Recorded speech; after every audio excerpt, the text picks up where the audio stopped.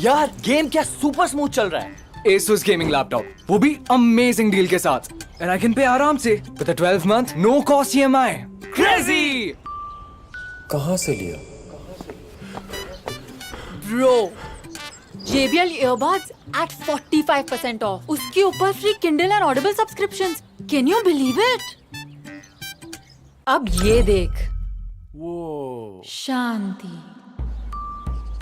कहाँ से लिया?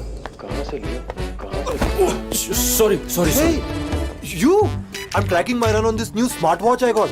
Noise का 70% off. Oh, मैंने सोचा ऐसी डील पे मैं भी अपनी फिटनेस बढ़ा लूं. Seamless Bluetooth calling. Hey, I'm running towards you. Yeah.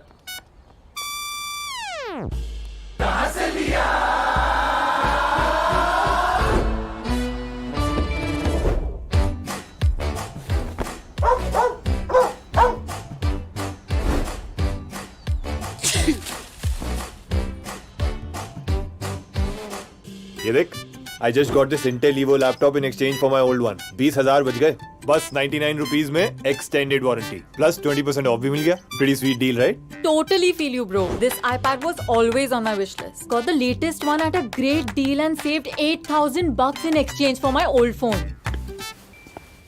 Hey, what's up? सबको इतनी बढ़िया डील्स मिल रही हैं। ये सब कहाँ से लिया? Amazon से लिया। Amazon Great Indian Festival से Amazon Great Indian Festival पर मिलेंगे इलेक्ट्रॉनिक्स पर जबरदस्त deals, no cost EMI, exchange offer और सेम डे डिलीवरी। अब इंडिया बोलेगा Amazon से लिया।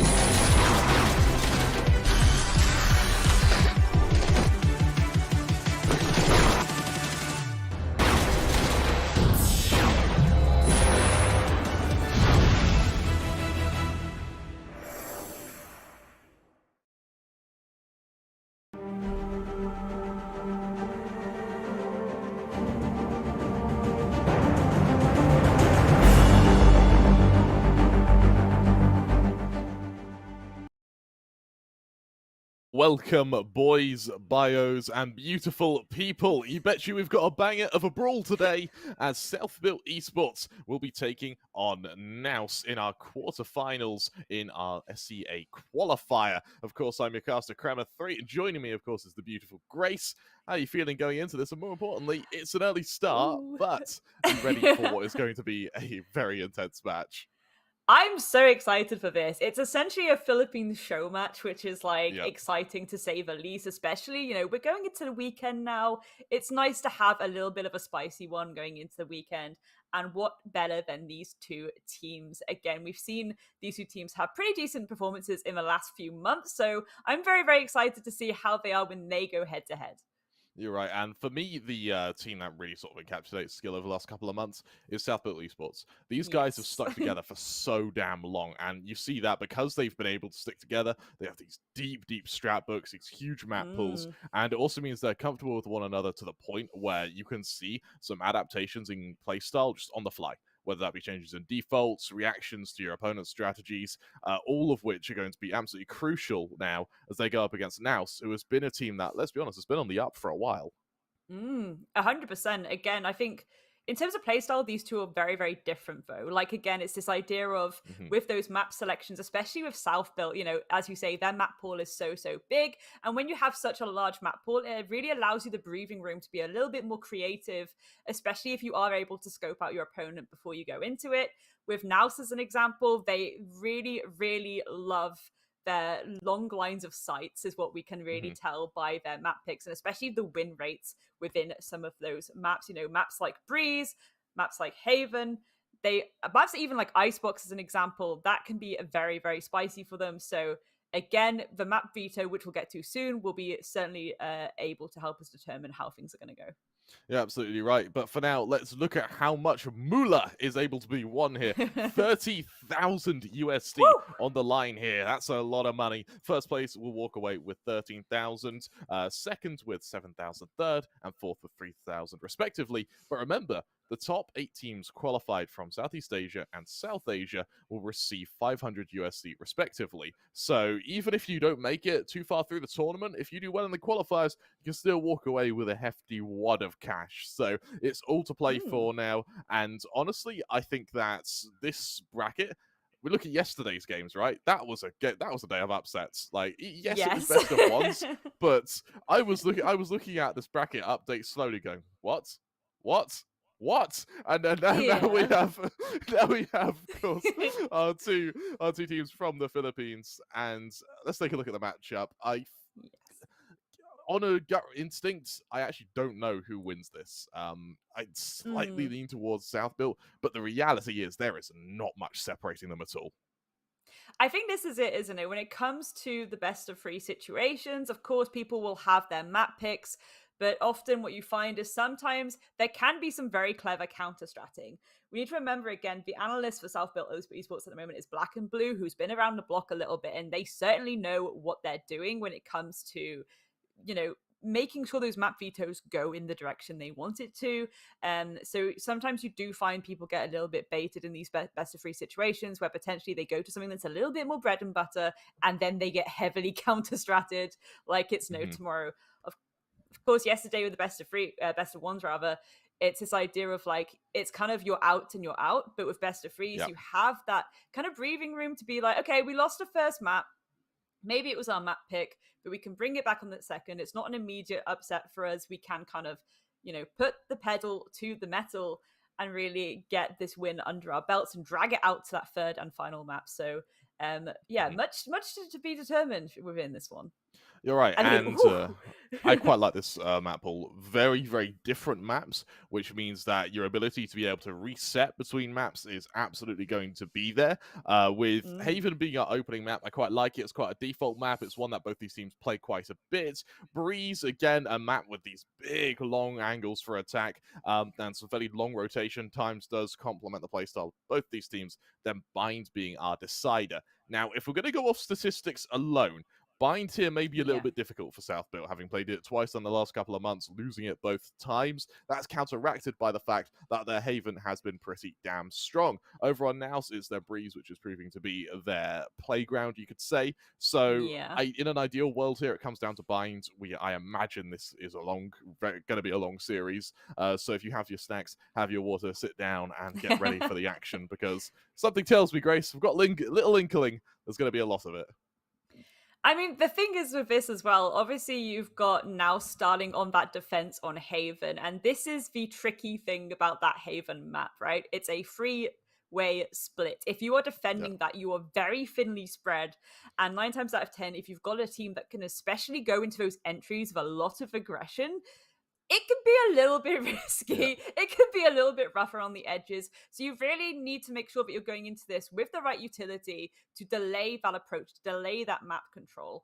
Again, as you say, Breeze, that's such a good map for NAOS. Again, they really love their long lines of sight. They play so well into that, which is why I think that third one, if we do get to it, is going to be very scrappy on both sides. We've got these very, very tight and narrow choke points. There's a lot of kind of 90-degree angles to be engaging with. There's going to be a lot of potential pre-fire moments coming through, and I think that's going to be, as I say, scrappy on both sides. And in a way though, and maybe this is me being a little bit cheeky with it, I want it to go to that third map because I want to see that scrappiness. Again, this is a Philippines show match of sorts, so to actually get to that third map and have it go, the full way, it's tooth and nail, I think we deserve that on this Saturday afternoon.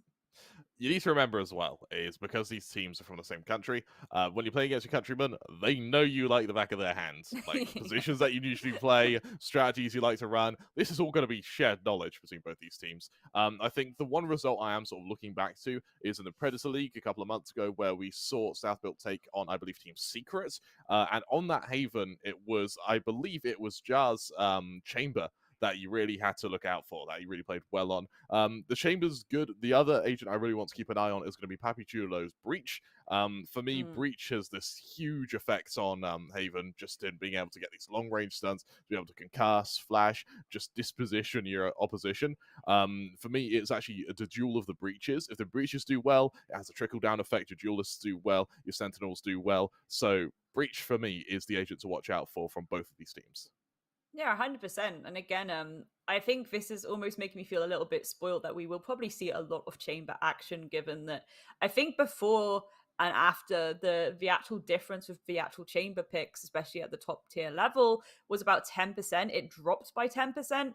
Again, people wanting to go for these more aggressive close quarters engagements to actually hopefully be blessed with lots of chamber action should make it a very interesting best of 3, in my opinion. It very well will be. And on the topic of sort of how Haven's going to be playing out, of course, with it being our opening map, we have a bit of speculation to go for here. In terms of duelist, we have seen some teams list to the Jet, we have seen some teams list to the Raze. We've even seen teams go for the Phoenix, and the Phoenix for me is still a little bit up in the air. It hasn't quite found its place in the meta, but for South Built, they do like bringing out the Raze. Of course, that is over on Aziz, who has been playing Raze for a good while now. He was one of the few duelists who, back when Jet was as strong as she was, still played Raze. So he's definitely on his comfort pick right now. And I think that for South Built, that's definitely going to allow them to have a bit of comfort going into this series, potentially go into their home ground and be a little bit more relaxed as you go into what would be map 2 and map 3.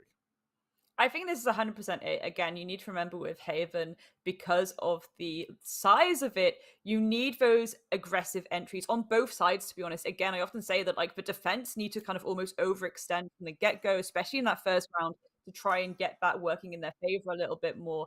And that's why sometimes you do find people going for more aggressive duelists like the Jet, like the Reina as well. But it looks like we're seeing a little bit of a hover here. That umming and ahhing about it.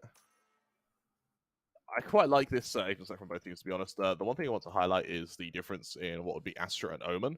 Astra has a little bit more global presence. Omen can be a little bit more combat heavy, favoring the aggression, with the Astra favoring the afterplants. Makes me think that we may be seeing NAOS play a little bit quicker, with South Built looking to be a little bit more calculated. The sort of duel of fates, you could say, is really going to be interesting to watch.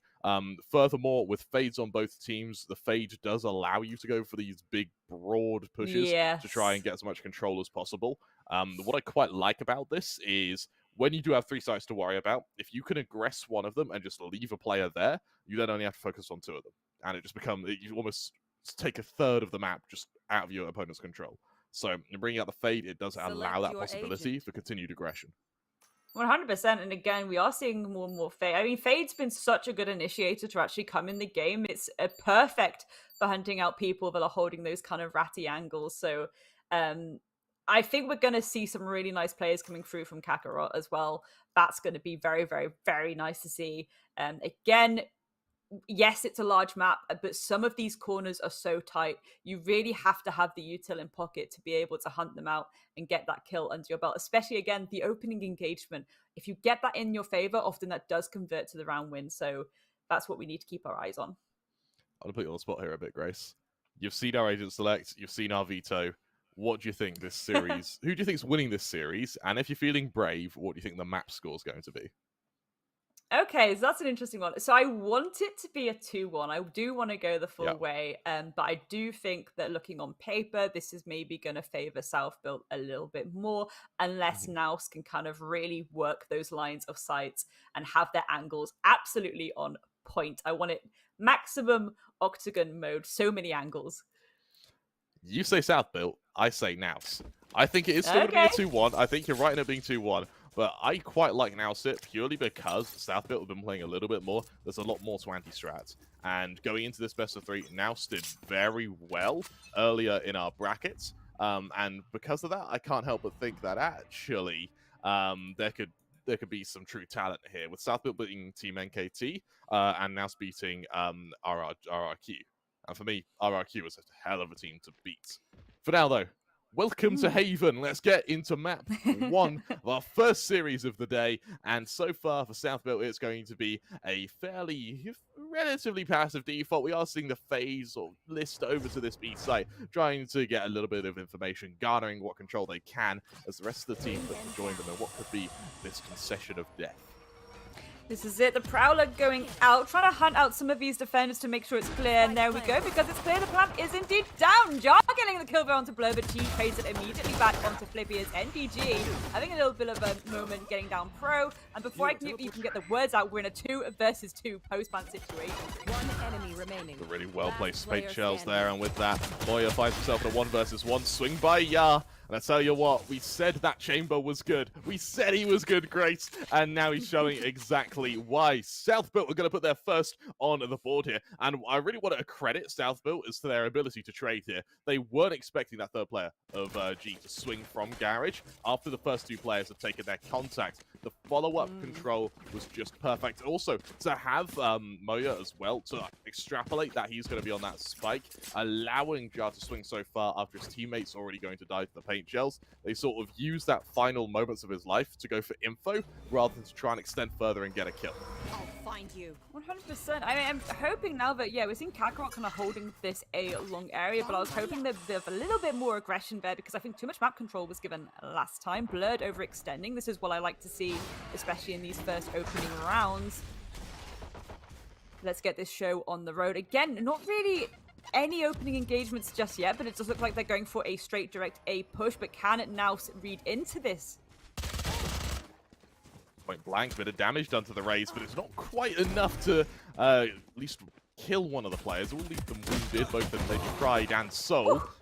On the topic of Wounded Pride, though, 180 there. Moya's able to get that first kill, meaning Pro also in a position that could potentially be isolated here. The Fade hoping for a timing, swings out, good for 1, 2, not quite able to make it 3 in the same magazine. However, the Classic will finish the job, and a 4K from Pro is going to bring South Built their anti-eco and set them up nicely for their bonus, only losing 1 player, and the player they did lose was only wielding a ghost. So very little economic loss here for them, and all to gain now as they go up against the full buy of NAOS. This is going to be a little bit spicy, I think. Again, I love the aggression that South Built are bringing, and that's exactly the way that you want to be playing this map. I just really wish we were seeing that same level of aggression from NAOS. I really think that, 9 times out of 10, you know that they're going to make their approach and that they have their steps to go through. If you suddenly throw a spanner in the works by popping up out of nowhere, that can really rustle the Jimmies. There. Jimmy's to be rustled. We'll see if Yar's going to have his rustled. Yes, they are. Any thoughts of Jimmy's are going to be on the floor behind him as a headshot from G is going to send him to the afterlife. With Moya also holding an aggressive angle now. He is the suspicion of Papi Chulo's position, but it's actually Aziz to draw that early fire. Swing from Kakarot, cancelled out by Flippy. And for South Built, this is turning into a really, really well-paced land grab with Pro now on the flank, catching out the Omen, down to the 4-on-3. And now things are starting to get a bit worrying for NAOS. Yes, they have a flank of Blurred, but right now, Blurred is the win condition. If Blurred doesn't kill at least 2 players here, this could be a really damn difficult retake for NAOS. And once again, Plant is indeed down. And again, as you say, a difficult retake to do. Both players split up from one another, so they can't even go for the duo push. But that's a beautiful shot there onto Pro. Can they find their second? They do enter to the site as well. So potentially that could be a little bit more favorable if they're able to swing these corners together and maybe have someone there for the refrag. This could be huge, but Asus ready and waiting. Actually gets taken down there by Moja, as there we go. South Built just cleaning up shop like there's no tomorrow, and that is also the 3rd plant in a row. They have been allowed so much breathing room to take that control and just collapse very, very easily into sight like it's nobody's business. It very favors their composition. Right? Favors their composition beautifully. Because they have the Astra, what it means is that once that spike is down, you have the gravity wells, you have the stuns, you have all of this after plant utility. This is alongside a Fade and a Breach. So all you have to do is get off site and you've pretty much won at that point. And you see the effect it's having on NAOS beautifully shown in that last round. 100%. And talk about Jimmy's rustling again. This is where NAOS is still playing pretty passive, but they are playing a little bit more close to that midsection just so they can try and hopefully get the opening engagement in their favor. No immediate utility burst around mid there, and I think that's kind of low-key what they need. The Prowler does go out, hunting out the defense. Where are you in this garage area? Pro looking to find you, but it's actually Jar that gets the opening engagement there onto Blurred. So once again, no retake going in favor of South Built. Oof. It's a beautiful shot there by Flippy. He's damn good, isn't he, on these? You'd think for an Astra, you'd be a little bit passive, you'd be a little bit shy for going these early fights, but no. Moya through the smoke is going to be able to shut down Aziz, but that's only to retrieve a Vandal, and Pro has no intentions of letting this Raze get out of there. Yeah, close to the smoke, caught out by the timing, NDG times in. Remember, the low HP on the Astra means this is actually suddenly very doable for NAOS here, but they need some absolute heroics and the luck of a deity. NDG spotted out here by Papi Chulo. Swing favors him. Pre-fire not needed. And with that, Moya's left in a 1 versus 3. Now, there's a full buy for NAOS next round anyway. But do we see Moya back off, go and save this weapon with the potential of an op a few rounds down the line suddenly becoming a viable option for them? And actually, I think an op for NAOS would be quite a good shout because it would allow you to actually try and get these player advantages without the risk so much. Because South Built, they're happy to take these early engagements. And again, NAOS play so well with those longer lines of sight. This is the thing, when it comes to a close quarters thing, it gets a little bit squiffy at times, but I think they're a very passive team, you know, like they'll hold back as long as possible and they'll use the kind of distance to their advantage. That is where they are in their forte. And I think, yeah, you're totally right. I think that's potentially the way we're going to see it. And rightly so, the timeout has been popped as well, just to give them a little bit of time to probably discuss how are we gonna stop this from getting away from us, because again, South Built, they've come in so fast and furious, and again, this is the issue with this map sometimes. If you're not ready to meet that aggression on the defense, it can kind of slip away from you very, very quickly. If you don't want to hold those angles and you don't want to aggressively push those engagements, you need to be using the util as close to that approach as possible and just burn out that timer for as long as possible. It's all about burning out the time. Time is the sixth defender, as I often say. You know, you need to play into that 100%. Time's a great teacher, but she kills all her students It's an old saying I quite like. As you look at the ult management as well. For now, so with that showstopper, they do have the ability to go for potentially some controlled aggression to garner a man advantage. There is Rolling Thunders available for both teams. There's a very high chance we just see them exchanged. But it's also on the horizon that interests me. With the From the Shadows almost available for NDG, we also have the Tour de Force and the showstopper about to come online for South Built as well. Out comes the first operator of the game as well from both teams, Blurred and Ya. Let's see who wins this battle of snipers. A twist of fates, and it's Ya to draw first blood in the operator duel. With that, Kakarot gets the hell out of dodge, sort of umming and ahhing about potentially saving that operator, but I imagine at the whim of his IGL, he backs off. He looks to play retake on this A site, while South Builds look to rest on their laurels a little bit while they control the, at least A long for the time being. This is a slightly confusing thing. I wonder what the call is there, because we did see the kind of movement towards the midsection from the defense after that engagement down A long, but it does look like South Built are fully committing to a full team swarm into sight, and that could be pretty spicy because again, you've just got Kakarot holding onto it from the very, very back of this site. Here we go, the collapse is underway, and that spike's going to get plunked down very, very quickly. They're expecting the flank here of Flippy. Caught out, that's a huge dosage of upper plant utility that's now just been removed from the round. Kakarot going to be able to haunt site. This is going to be a lot of control gained very quickly for NAOS here, with South Built just playing the full afterplant. The Rolling Thunder now needs to be perfect. Here comes the Rolling Thunder. It hits Moya, but he's able to get the Showstopper out in time. Not that it matters, as is able to follow it up. Counter Showstopper even brought out as well. Also yet to kill. Kakarot chimes in, as does NGG. The Nightfall's going to be thrown into the mix as well. However, it's Pro, good for one. Cancels the... gets the Rolling Thunder caster, but doesn't cancel the ability itself. Swings out, can't quite see the diffuser. Through the box, though, NGG falls into the 1 versus 1, but it's Kakarot to get that kill. Unfortunately, that cruel mistress who kills all her students will also claim another life. And South Built Esports go 5-0 up. I mean, that is phenomenal, but again, Kakarot was playing that so well. Kakarot, Prince of Savings, almost Prince of saving that round from slipping away. But as you say, time is a cruel mistress. As I say, it is the 6th defender, and once that spike is down, it becomes the 6th attacker. And unless you're quick on the approach, unless you're speedy at having maybe someone holding that while you go for the little pre-fire, a little bit of ring around the rosy, sometimes that can delay it out, but... this is just a very strong attack from South Built, isn't it, really? Yeah, it is. I knew you were going to get the Dragon Ball reference in at some point. I knew it was coming. I can't help it. It's the best. I love Dragon Ball. Once again, like making their approach for a little bit of aggression, but I don't think they're aware of Moja here. No, but they were aware! It's just getting that pick very swiftly, and there's a second one there onto NDG. G falling as well, as Flippy has something to say. Hey, save some frags for me. As has revealed from Blur, not quite able to get the kill he's after. Instead, he more, I imagine, frustrates Papichuelo rather than actually harming him in any, at least, impressive way thus far.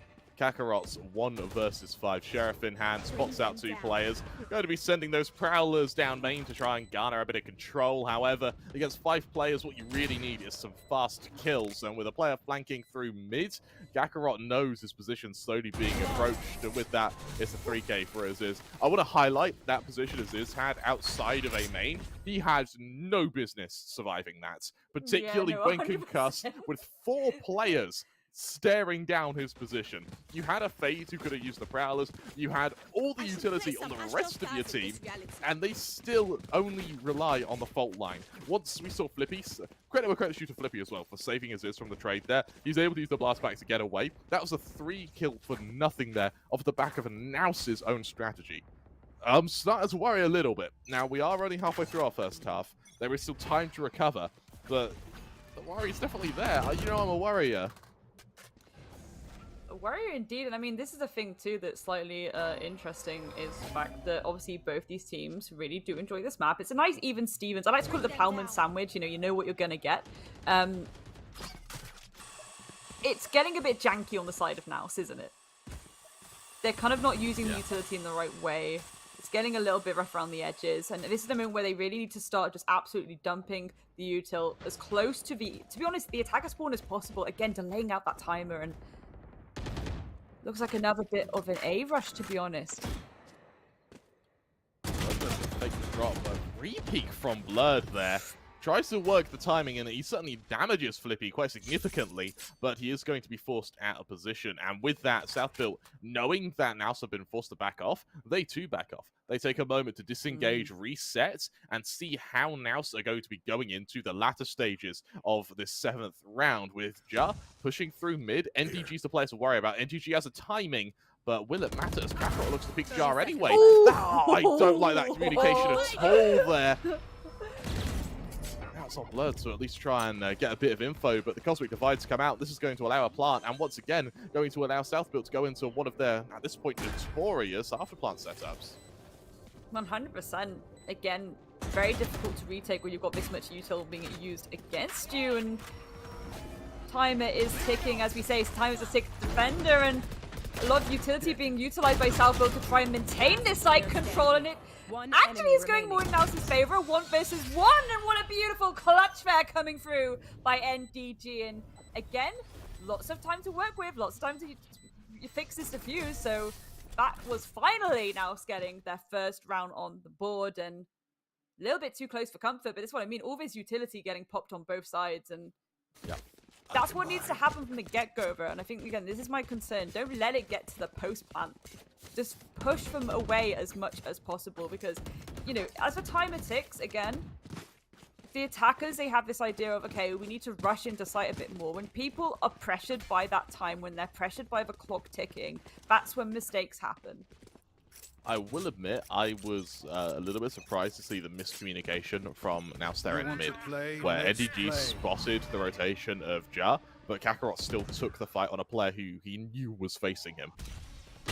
Flash to try and fight Ya here. He's going to take a little bit of damage, but he still gets the kill. G caught out. The question now is, can the race, still on the high ground of Moya, will he be able to avenge his fallen comrades? Elsewhere, Blurred, tour de force of his own. Another beautiful shot as Aziz is plucked out of the round.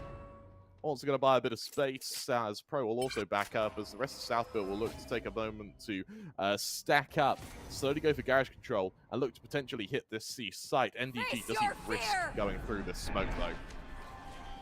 No, he doesn't. Paranoia comes out, backs off. Nightfall's going to land on Moya as the push comes through. Moya falls. However, there are still players backside to worry about here, Grace. There is indeed NDG. Silent like a python in the grass. There we go. Pro falling down. Can they find the remaining players scattered around this site now? There we go. Jar getting the pick onto Blurred, but Flippy falls too. Still holding this very tight angle here as Papachulo is aware of the positioning at the back of Cyan, but I can't actually do anything at Gap Outlet. And once again, NAOS getting another defensive round on the board because they have the time to work with. But again, to be honest, Kramer, like, is that more to do with the fact that Southbuilt got that plant down very quickly, or is it more to do with the fact that they played that post plant perfectly? I don't think Southbuilt played it particularly well in the post-plan. Don't get me wrong, the tour de forces from both teams were absolutely incredible there. And NDG, once again, is the one to win the 1 versus 1. And that was off the back of Papichulo peeking into him. I feel like Papichulo didn't need to peek, though. He had his Rolling Thunder, his fault line was off cooldown, he had his Aftershock, and he had a flash. You couldn't ask for more utility, and that spike was about halfway gone. So you had enough delay to win that round, except he tried to swing to trade his teammate instantly. It doesn't work out. For now, on the topic of trading, it's a very aggressive push through A long here. Papichulo's able to shut down G, and with that, the attack is cancelled. Remember, low HP on the raise as well, but this is over on Southbuilt, who also aren't looking all too healthy right now, with their Astra and their Fade looking to limp their way into whatever site they dare set their gaze to. And that's exactly why you get aggro on the defense on this map. It really throws a spanner into the works. And look at this. Southbuilt, again, a little bit Jimmy Russell themselves now as they try and work out where they actually want to take this approach. Again, it does look like they're heading towards that A side. A's are sending a little bit of util out just to make sure that those paint shells can kind of put a dampener on anyone hiding behind the corner. Little ratty angles being held as they make their approach. I do think, yeah, it's going to be a full A execute here now.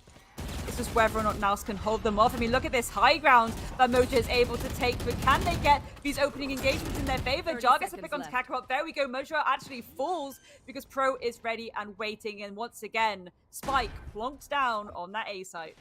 I quite like how they win that battle via attrition with Moya there. He has so many targets swiftly, he just runs out of ammo.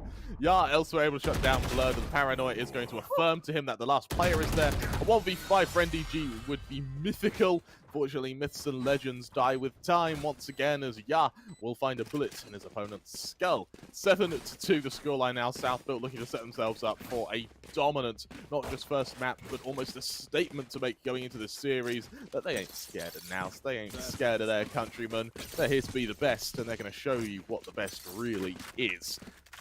Sheriffs, classics, I mean, yeah, there might be the odds upgraded pistol on the side of NAOS, but really it's the upgraded strategy I want to see once they move to their full buy in our next round. I'm just curious your thoughts on how you think the Omen and Astro are going to change things up once we go to that switch over, to be honest, as well. I think that for the Omen, the only time we're going to be seeing these smokes is when they commit to an execution. I think that's something the Astra can punish quite nicely. Bearing in mind that we can see South Built just play for time. They can allow these Omen smokes to dissipate, and then they can just push when they're ready. And there you go. Omen smoking garage, they push elsewhere. Instead, the Omen pushes into them, but is instantly traded. And now, no smokes at all. Yes, they're trading nicely, though. On the top, trading nicely. Kakarot, behave yourself. Shots like that are blasphemous. And Aziz is going to try and follow it up with some aggression of his own. Spots out the first, doubles down as well. It's all onto the Rays. Moya, 1 versus 2. Here's the showstopper to come out. Missed shot. Can't quite get away. And for Aziz, that's going to be a 3K for him to recover a very, very close round for a moment there. But the worry, Grace, is that it shouldn't have been a close round. That was Sheriff's. Kakarot just sort of did something unspeakable to them. I think this is it. I think it's a massive shame that Kakarot's little moment there didn't translate to the round win for them, because that would have been glorious. But again, yeah, how are you doing it to them? How are you doing it to them? But no, I really feel that like South Built will utilize the Astra utility in a very nasty way on their defense, but only time will tell. So a few rounds away from that for now. Is just making their way towards this B site. Again, one that when it comes to this map, you're not really investing too much presence in until the timer starts ticking down. And there we go, Cosmic Divide coming through as Jar starts to make their collapse into the site. And there we go, Spike gonna go down thick and fast. A 5v5 retake now, and with Rolling Thunders available for both teams, I imagine we're going to see a huge commitment of abilities going into this round. NAOS needs to win this penultimate round of the first half. Losing it would mean you end up having to go to an eco for your final. Out comes the Rolling Thunder, and it is perfectly avoided by Southfield here. Look at the huge flank now that's being committed to by the players in both Garage over on B and over on site, but at the time being, because you have that Astra, you can play for time. Look at the flank now coming from, yeah, good for the first, swings out, makes it 2, and now it's all on Kakarot. Concussed, stunned, surrounded, and alone with Naut to accompany them, but hope. But it's Papi Cholo to end that hope with a 9th round for South Built Esports, and at 9-2 now, NAOS have got to start getting worried. That being said, though, in APAC, we have a 9-3 curse quite a lot. And we see a 9-3 curse converted a considerable amount of time. Do you see NAOS getting that 3rd round? But this is it as well. I really feel like Kakarot can definitely show up more if enabled a bit more by the util. We've seen the way that they can get these really nice shots. I think if the utility support was there by the rest of the team as well, they could go pretty nicely, and maybe we will see a little bit of a pushback, a little bit of stamina needed obviously on the side of NAOS, but oh, beautiful shot there as Jar takes out the Blurred as well. You really got oh my goodness, NBG falling down too. It is getting a little bit nasty here. That's worrying if you're NAOS. You now have one of the players of Southfield who are looking to pop off, who are hitting their Jubilee shots. On topic of G, it's Jar to shut him down. A 4K from the chamber and a hell of a way to end your half. 10-2 in the lead. South Built Esports. What the hell? These guys have shown Nasty. up in a way I've Nasty, not seen them nasty. do before. It's gross, isn't it? Like, it's nasty.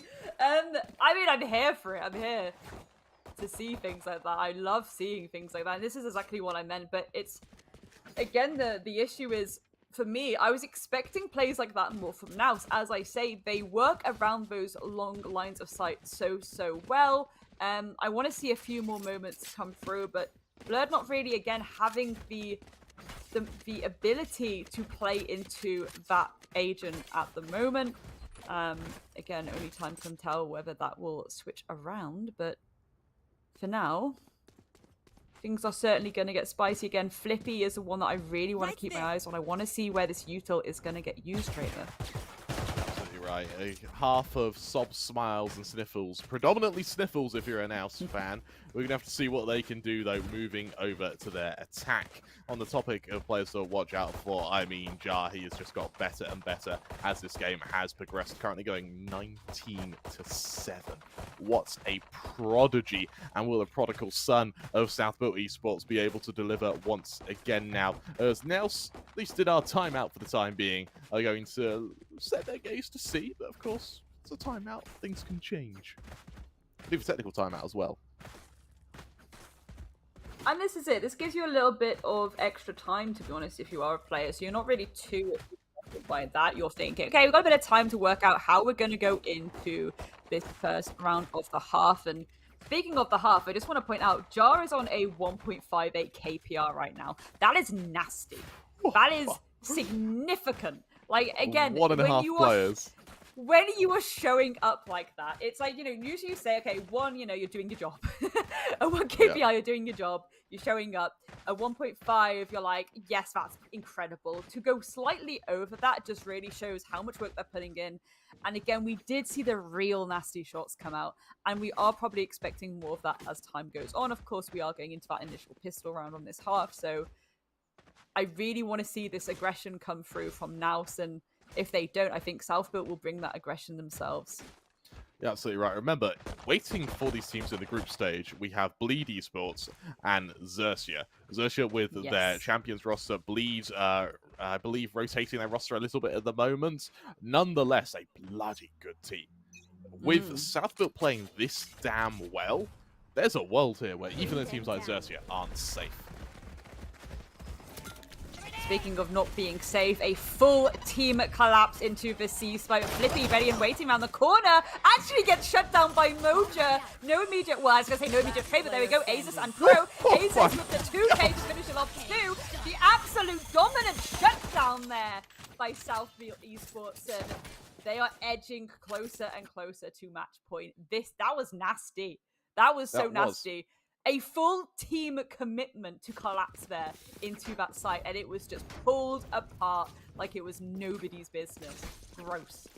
When Yar fails, Aziz is able to chime in, and it just shows that there's another arrow in the quiver of South Built Esports as they continue peppering NAOS with these sort of spectrums of Capacium light, and now with only just a handful of opportunities left on NAOS to try and pull themselves back into this game, Yar doesn't need a weapon. He's got a headhunter. Why not? Just use the abilities. He uses it beautifully anyway. 2 shots, 2 kills, 2 bodies hit the floor, and the 2 rounds that NAOS have may be all they get in this map if Yar continues playing out of his mind right now.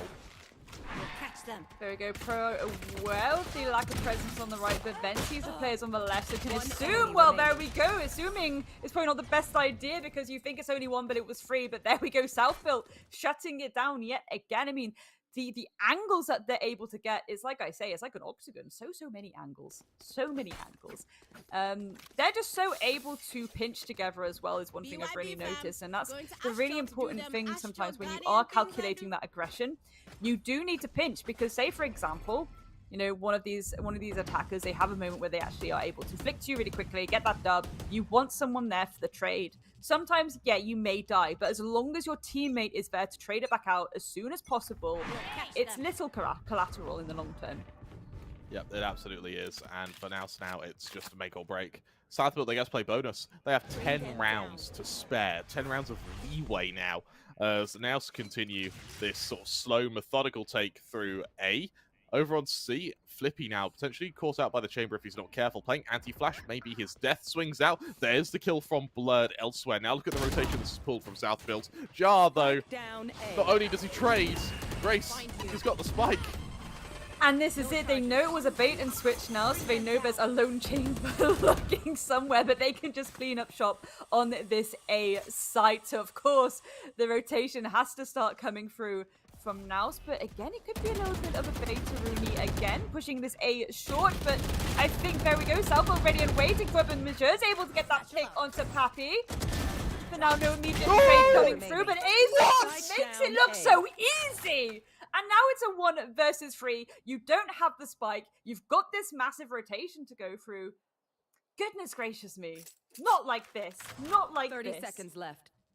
I mean, I was saying yeah for most of the first half, but it's Aziz who's been on the tip of our tongues for this second. Sure, it's a pretty short second half, but Aziz has made it bloody spectacular. Map 1 finishes in just a fraction of the time we thought it would, as Southfield Esports take it 13-2. Whew. I mean, what do we even say? But that is not just like a win, that's a significant win. Yeah. Granted, yes, they did start on the more favorable side when it comes to this map, but I really felt like NAOS were going to play into the map a little bit more, you know, especially when you know you're starting on that defensive side. That is where the push forward of that util, that push forward for that engagement needs to come through, and it just wasn't there. We had some really nice moments on both sides, and again, I just want to say a special shout out to Kakarot, because the scoreboard doesn't reflect how much work they were pulling in. I bet, you know the guy is sweating right now, because there was a lot of plays coming through that was trying to, again, allow this breathing room for the rest of the team to really get stuck in, and it's just, yeah, that was just disgusting from Southfield. Yeah, that truly was.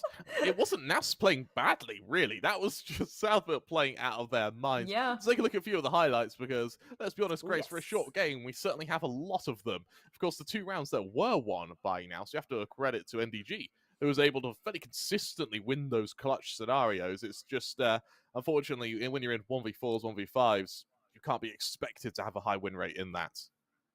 100%, and that's the thing sometimes too. If you're in these kind of 1vx situations, the best way to win it out is to bait yourself into these 1 versus 1s. But if you don't have the right util in pocket to go for these baits, it can be very, very tricky. And again, if the time is ticking, it's even more tricky. We spoke about the importance of keeping your eye on the clock. I mean, you know, the entire map, to be honest, started with a lot of nice trades, and then as time went on, it became very heavy-handed towards the side of Southfield. The trades weren't quite coming through. Again, you could put that down to a positioning issue, but for the most part, it was more Southfield pinching together. The teamwork was absolutely on point from them.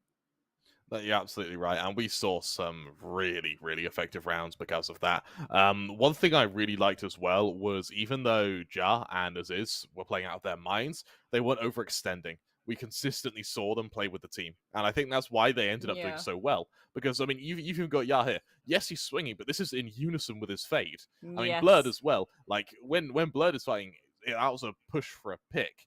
And you sort of see the difference in playstyle here. I mean, yeah, once again, pushing, there's the Breach with him at all times. He's hit with the Paranoia, Breach is there to trade it. It's such beautiful teamwork from Southfield Esports that you're just making these kills even easier.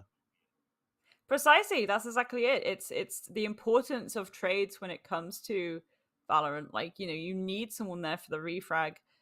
It's as I say, like, it doesn't, fair enough. If you make an aggressive push, you get one and then you die. At least someone's there to trade it back out. It's about the constant collateral going in your favor. Again, the next map, I really want to see NAOS move a lot more towards how they're going to use their utility to give them the breathing room to go for these pinches of their own.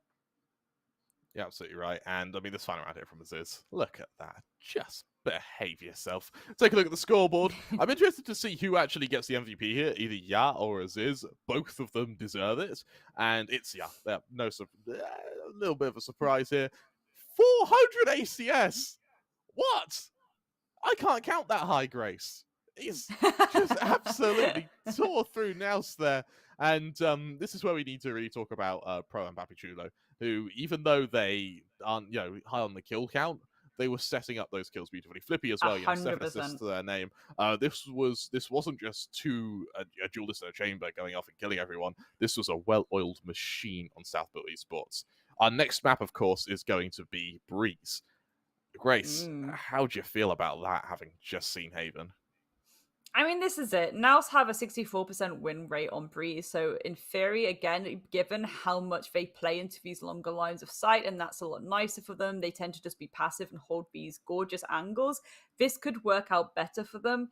It's just, again, depending on how aggressive the pinches come through from South Built, that could be a little bit uncomfortable, especially when it comes to the kind of, I guess, safer collapses on that attack. Again, I'm expecting that mid section of the map should, in theory, on paper, be dominated by NAOS, but I think South Built are going to definitely bring some thunder of their own. I mean, again, we saw how much jar popped off there, so it's probably going to be another rinse and repeat, but I'm hoping this one will be a lot closer, given that it does tend to favor NAOS a little bit more. Fingers crossed we get to third map again. I just want to be... Maybe it's me being a little bit spoiled here, but I do want to get to that bind. I want to get to that bind. I want to see the absolute scrap fest that will come through if these two teams go to that map. That's true. I'm not convinced we're going to be seeing bind. I think that South Built have done too much damage in this first map.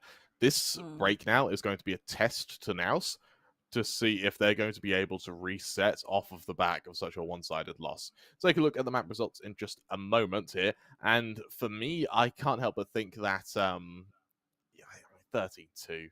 it takes some serious strength of will to be able to go onto Breeze as if it's a best of one.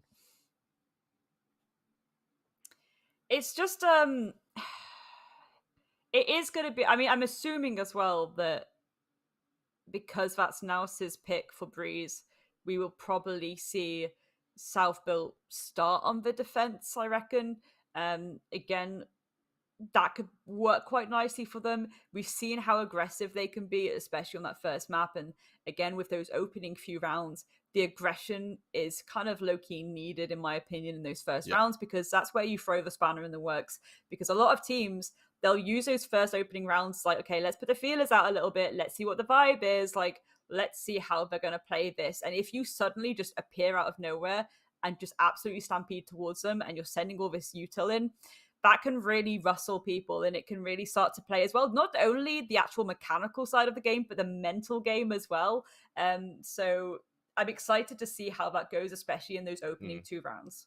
Yeah, it's going to be an absolute bloodbath, and I think the tempo setting first couple of rounds is really worth keeping an eye on. We're going to head to a quick break, though. When we return, we'll be able to see how these teams will fare on what is going to be NAOS's map pick of Breeze. Ooh.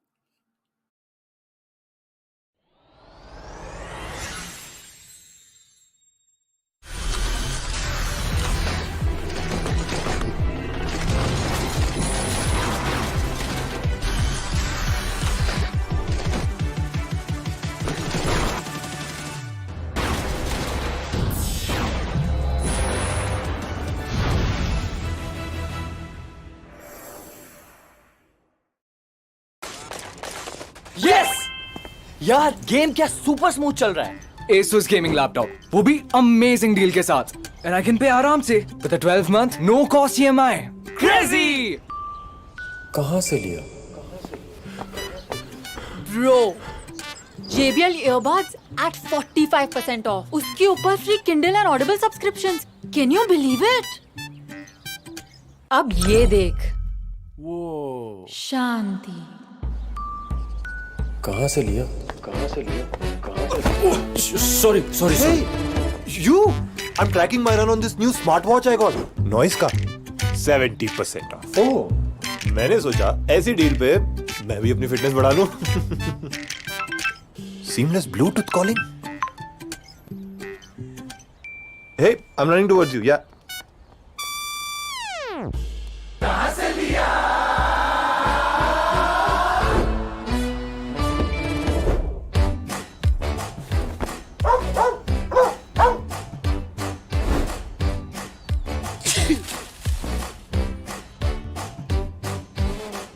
ये देख, I just got this Intel Evo laptop in exchange for my old one. 20,000 बच गए. बस 99 rupees में extended warranty. Plus 20% off भी मिल गया. Pretty sweet deal, right? Totally feel you, bro. This iPad was always on my wish list. Got the latest one at a great deal and saved $8,000 in exchange for my old phone.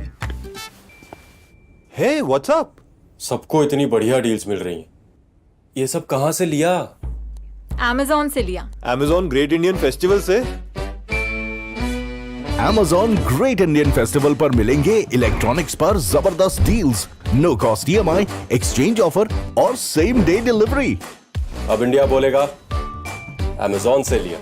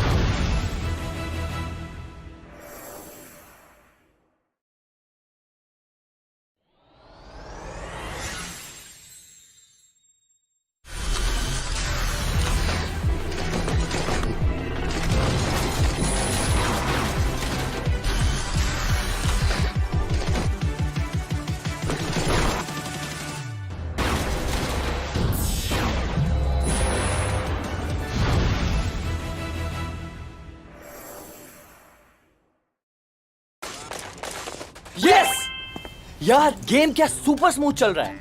Asus gaming laptop, वो भी amazing deal के साथ. And I can pay आराम से with a 12-month no cost EMI. Crazy! कहाँ से लिया? Bro, JBL earbuds at 45% off. उसके ऊपर free Kindle and Audible subscriptions. Can you believe it? अब ये देख. शांति. कहाँ से लिया? Sorry sorry Hey, you! I'm tracking my run on this new smartwatch I got. Noise का 70% off. ओह मैंने सोचा ऐसी डील पे मैं भी अपनी फिटनेस बढ़ा लूं. Seamless Bluetooth calling. Hey, I'm running towards you. Yeah.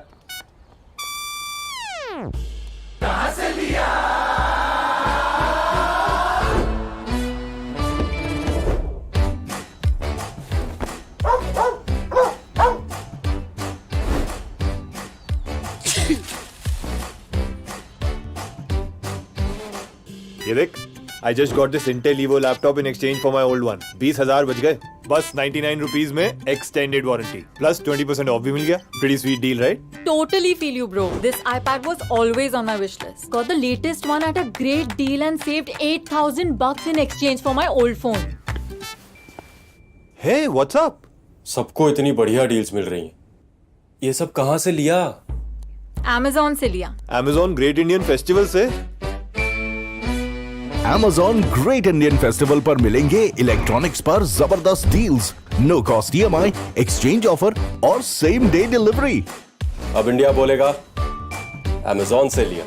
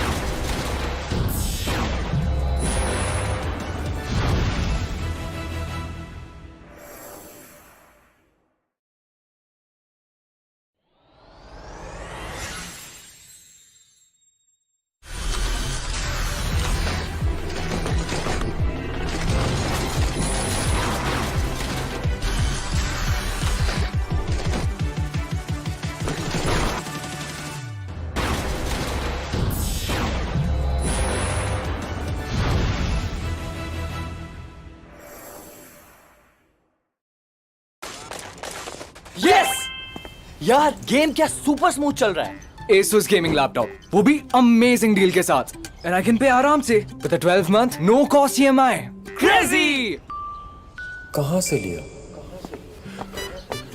Bro, JBL earbuds at 45% off. उसके ऊपर free Kindle and Audible subscriptions. Can you believe it? अब ये देख। शांति। कहाँ से लिया? Sorry sorry Hey, you! I'm tracking my run on this new smartwatch I got. Noise का 70% off. ओह, मैंने सोचा ऐसी डील पे मैं भी अपनी फिटनेस बढ़ा लूं। Seamless Bluetooth calling. Hey, I'm running towards you. Yeah.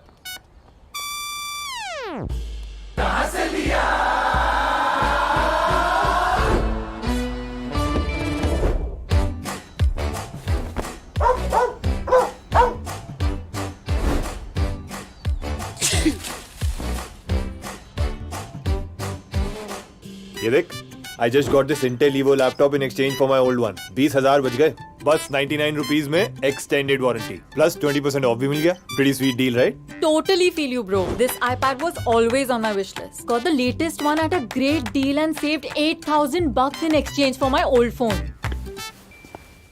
Hey, what's up? सबको इतनी बढ़िया डील्स मिल रही हैं। ये सब कहाँ से लिया? Amazon से लिया। Amazon Great Indian Festival से Amazon ग्रेट इंडियन फेस्टिवल पर मिलेंगे इलेक्ट्रॉनिक्स पर जबरदस्त deals, no cost EMI, exchange offer और सेम डे डिलीवरी। अब इंडिया बोलेगा अमेजॉन से लिया।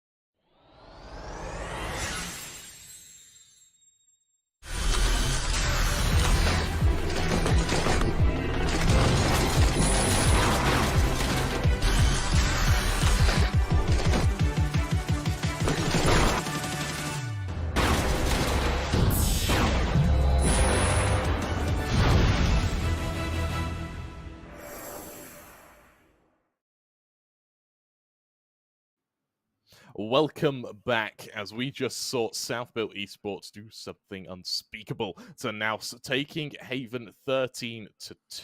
This is off the back of an incredible performance from Ja and Aziz. We're now going to move on to NAOS's map pick of Breeze, where they're going to have their shot at redemption and attempt to push us to our third and final map of Bind. It's all to play for now in what is essentially a best of one at this point. We're going to have to see if NAOS have got it in them to be able to beat South Built, having been sent reeling from that defeat, and if this break was long enough for them to rest, recuperate, and recompose before they go into what is going to be a gauntlet to run. Of course, I'm your caster, Kreber3. I'm joined by the amazing Grace.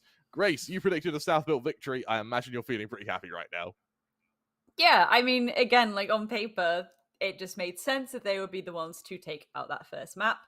This should be where NAOS have a little bit of a fair fight themselves. Again, they're a team that play really, really well into those longer lines of sight engagements. Lots of chamber action expected in this next matchup. Again, though, the thing is whether or not we're gonna see the aggression when it comes to that. Especially again, the mid of the map. Think about how long those lines of sight are. Think about how much util you need to use on both sides to cut off that line of sight as well. That's the best defense really when it comes to these engagements, and it's something that maybe South Built will actually read into. And I think obviously both sides are going to have an idea of how they usually play this map, but I think NAOS definitely have a specific plan here, and that's going to hopefully give them a bit of an advantage. You're absolutely right. We said on Haven it would be a battle of the breaches. I think going on to Breeze, it's probably going to be a battle of the Vipers. Of course, lineups have been slightly nerfed, but they're still very much prevalent on Breeze.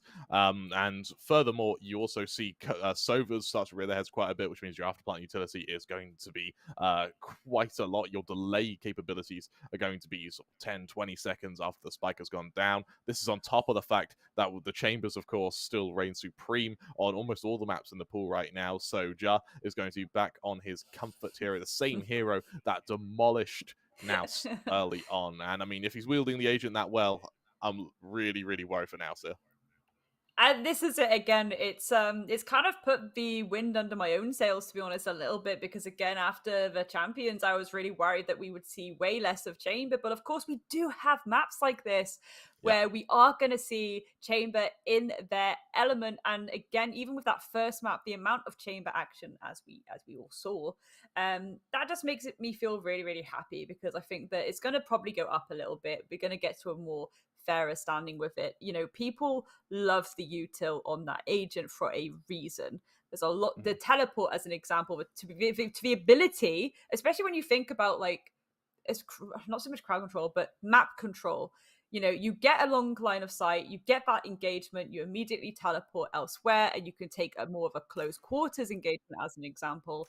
And you're allowed to be aggressive with it, but you've got to have that communication there. And that is it. The communication is key when you are bringing a chamber to the table. You need to be creating opportunities for those players on those agents to be absolutely running circles around their enemy. And that is what I want to see on both sides. Again, now struggled a little bit with enabling each other on that first map, but I'm hoping this one will be a better shout. Interestingly enough, we're not seeing a chamber from South Built. Instead, We we're are seeing not, Ja yeah. move over to the duelist, bringing out the Jet. I quite like that. I really like that. Of course, back in the day, we're sort of talking earlier in the year, Ja was really happy to play the Jet on maps like Icebox, where Jet was still sort of teetered upon and sort of undernarred with, especially in hot contention with Reyna. But he's still stuck to the Jet. He's staying true to his guns. And I like the fact that in this case, he's staying true to his knives with the Jet. Because Jet does have a pretty nice presence on Breeze, so I quite like this. Interestingly enough, though, without the chamber, you are still going to have to constantly leave some Viper utility over to Tube, which means your setups may be a little bit weaker on B, which is usually where we see the Cypher list. And against the KO as well, all it's going to take is one well-placed dagger, and that effectiveness of the Cypher is just going to be removed. Yeah, 100%. And again, it's all about utility and how you are countering that every single time.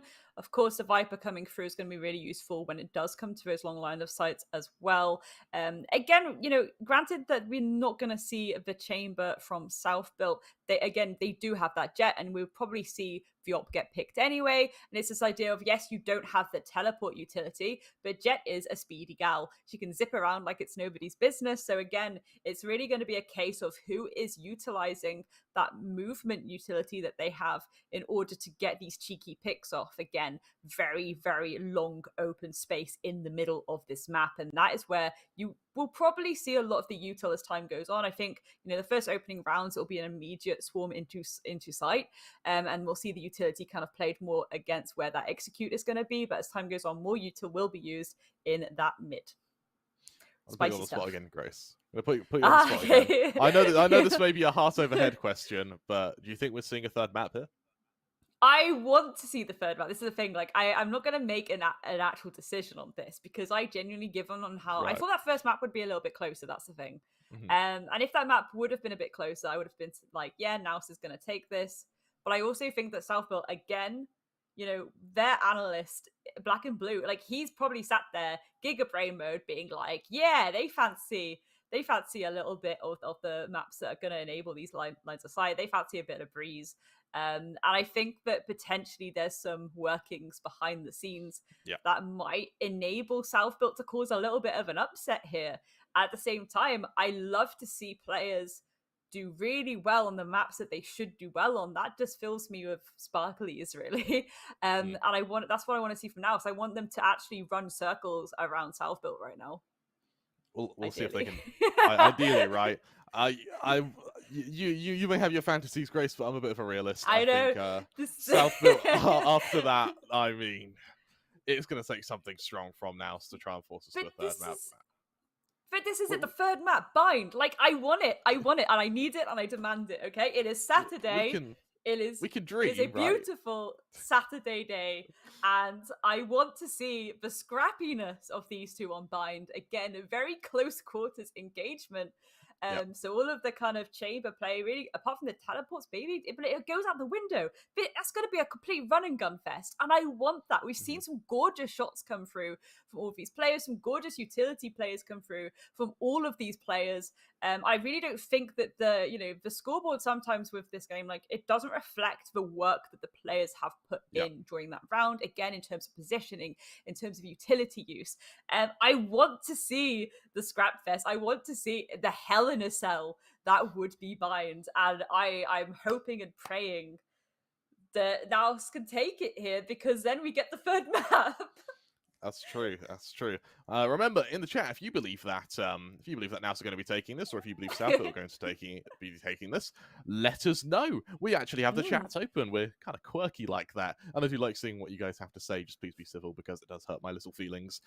With that, though, we also have a result of one of the other quarterfinals. Of course, our first quarterfinal between Sunday's Best and Feel Your Play. It was Sunday's Best to take the series 2-0. So another team from the Philippines to be able to go to the semi-finals, which means we're guaranteed to have at least 2 Philippine teams in the semi-finals. On either side of the bracket as well, we could have a Philippines-only final in another world here. We're going to have to see how Ultragear and No Name, as well as Fancy United and Todak, will be able to duel it out, though, in the next coming hours or so.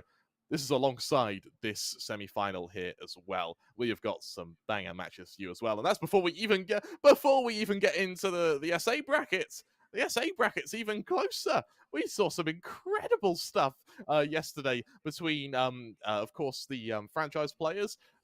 A team, was it Faces 5? I can't remember their name. They got 7 rounds against them. Sure, franchise players were messing about a little bit, but 7 rounds against franchise players. This was alongside pretty much every upset imaginable. So this is the bracket to keep an eye on. That's for sure. I think this is the thing about yesterday, isn't it? It's like, it's this classic. Everyone goes in with this expectation of what they think's going to happen. And it's kind of almost like the feeling in the air is just like, yeah, you know what, everyone? Yep. No. Like, I'm going to just upset you all now. Again, though, it shows a really high quality within the APAC scene when you do have these upsets, because I think sometimes if the same teams are coming through and winning again and again and again, that can actually reflect poorly on the scene. It can reflect poorly on the community. It's this idea of why is no one meeting that threshold either. The fact that we're getting upsets in APAC means that everyone is doing phenomenally well. It means the quality, the standard of play is constantly improving, constantly getting higher and higher, as it should be. I am going to list off some of the results in the SA bracket just to give you an idea as to how incredible these upsets are. Right, so right now in the bracket, you've got Velocity, you've got Enigma, you've got ROG Academy, you've got what else you got? You got Lethal Esports here. Excelli lost to E-Star Esports. You've got Revenant who are against HG, Chillcord who are doing very well at the moment, August 5 alongside FUTV as well, who were able to beat the Anadi army. The upsets don't stop happening. This is incredible. I'm here for it. I'm here for it. I love it. We've got Speaking of upsets, straight on to Breeze now with a constant to and fro as Pro to chime in, as does Asus and Papi Churlo, leaving us in the 3 versus 2. Remaining. Pro on a close angle with a flank coming from Aziz will try and even things out with Aziz just tearing through the opposition. Aziz on the Sky as well, and I quite like Aziz having a flash because we have seen that usually when he's pushing with a teammate. Now with a flash, he has the option to do it on his own. And this is it too. Sky can be proper nasty on this map as well, especially again that you've got yes, there is long lines of sight in the mid, but you do have a lot of tight engagements when you do go to those collapses from the short angles going to the approach of those sites. And I think especially seeing Aziz on that Sky as well is pretty and nasty. We've seen how they can show up, and yeah, 9 times out of 10, if you've got an absolute gunner stunner that has flashes in pocket, nasty stuff. Super nasty. I'm like shivering almost thinking about it. Like I'm like, oh, actually, this is going to get quite gross. Yeah, this is going to be a really tough game if these teams are able to run away with the first couple of rounds. Trying to regain momentum is going to be really difficult as well. Thus far, though, it's going to be a fairly early bid for mid control from NAOS here, while the rest of the team list over through to A. Aziz chimes in with the opening, and with that potential for a lurk-through window has just been plucked from the round. The rest of NAOS are going to get ready to assault this A site. The Cypher playing relatively passive means that for Papi Churlo, he doesn't have to worry at least all too much about this early engagement. He does have the support of Aziz on the close angle, as contact is about to be made, but the Sova's already in rotation. There's the dart across the site, through the smoke, not quite able to do the damage required though, but that's where the camp's set up. There's the initial ping, there's the swing, good for the first, backs off in time, able to double down as Papi Churlo's there to mop up the mess, leaving it all onto one very alone G, sent to one very alone Grave as Flippy delivers that killing blow, bringing South Built their second round.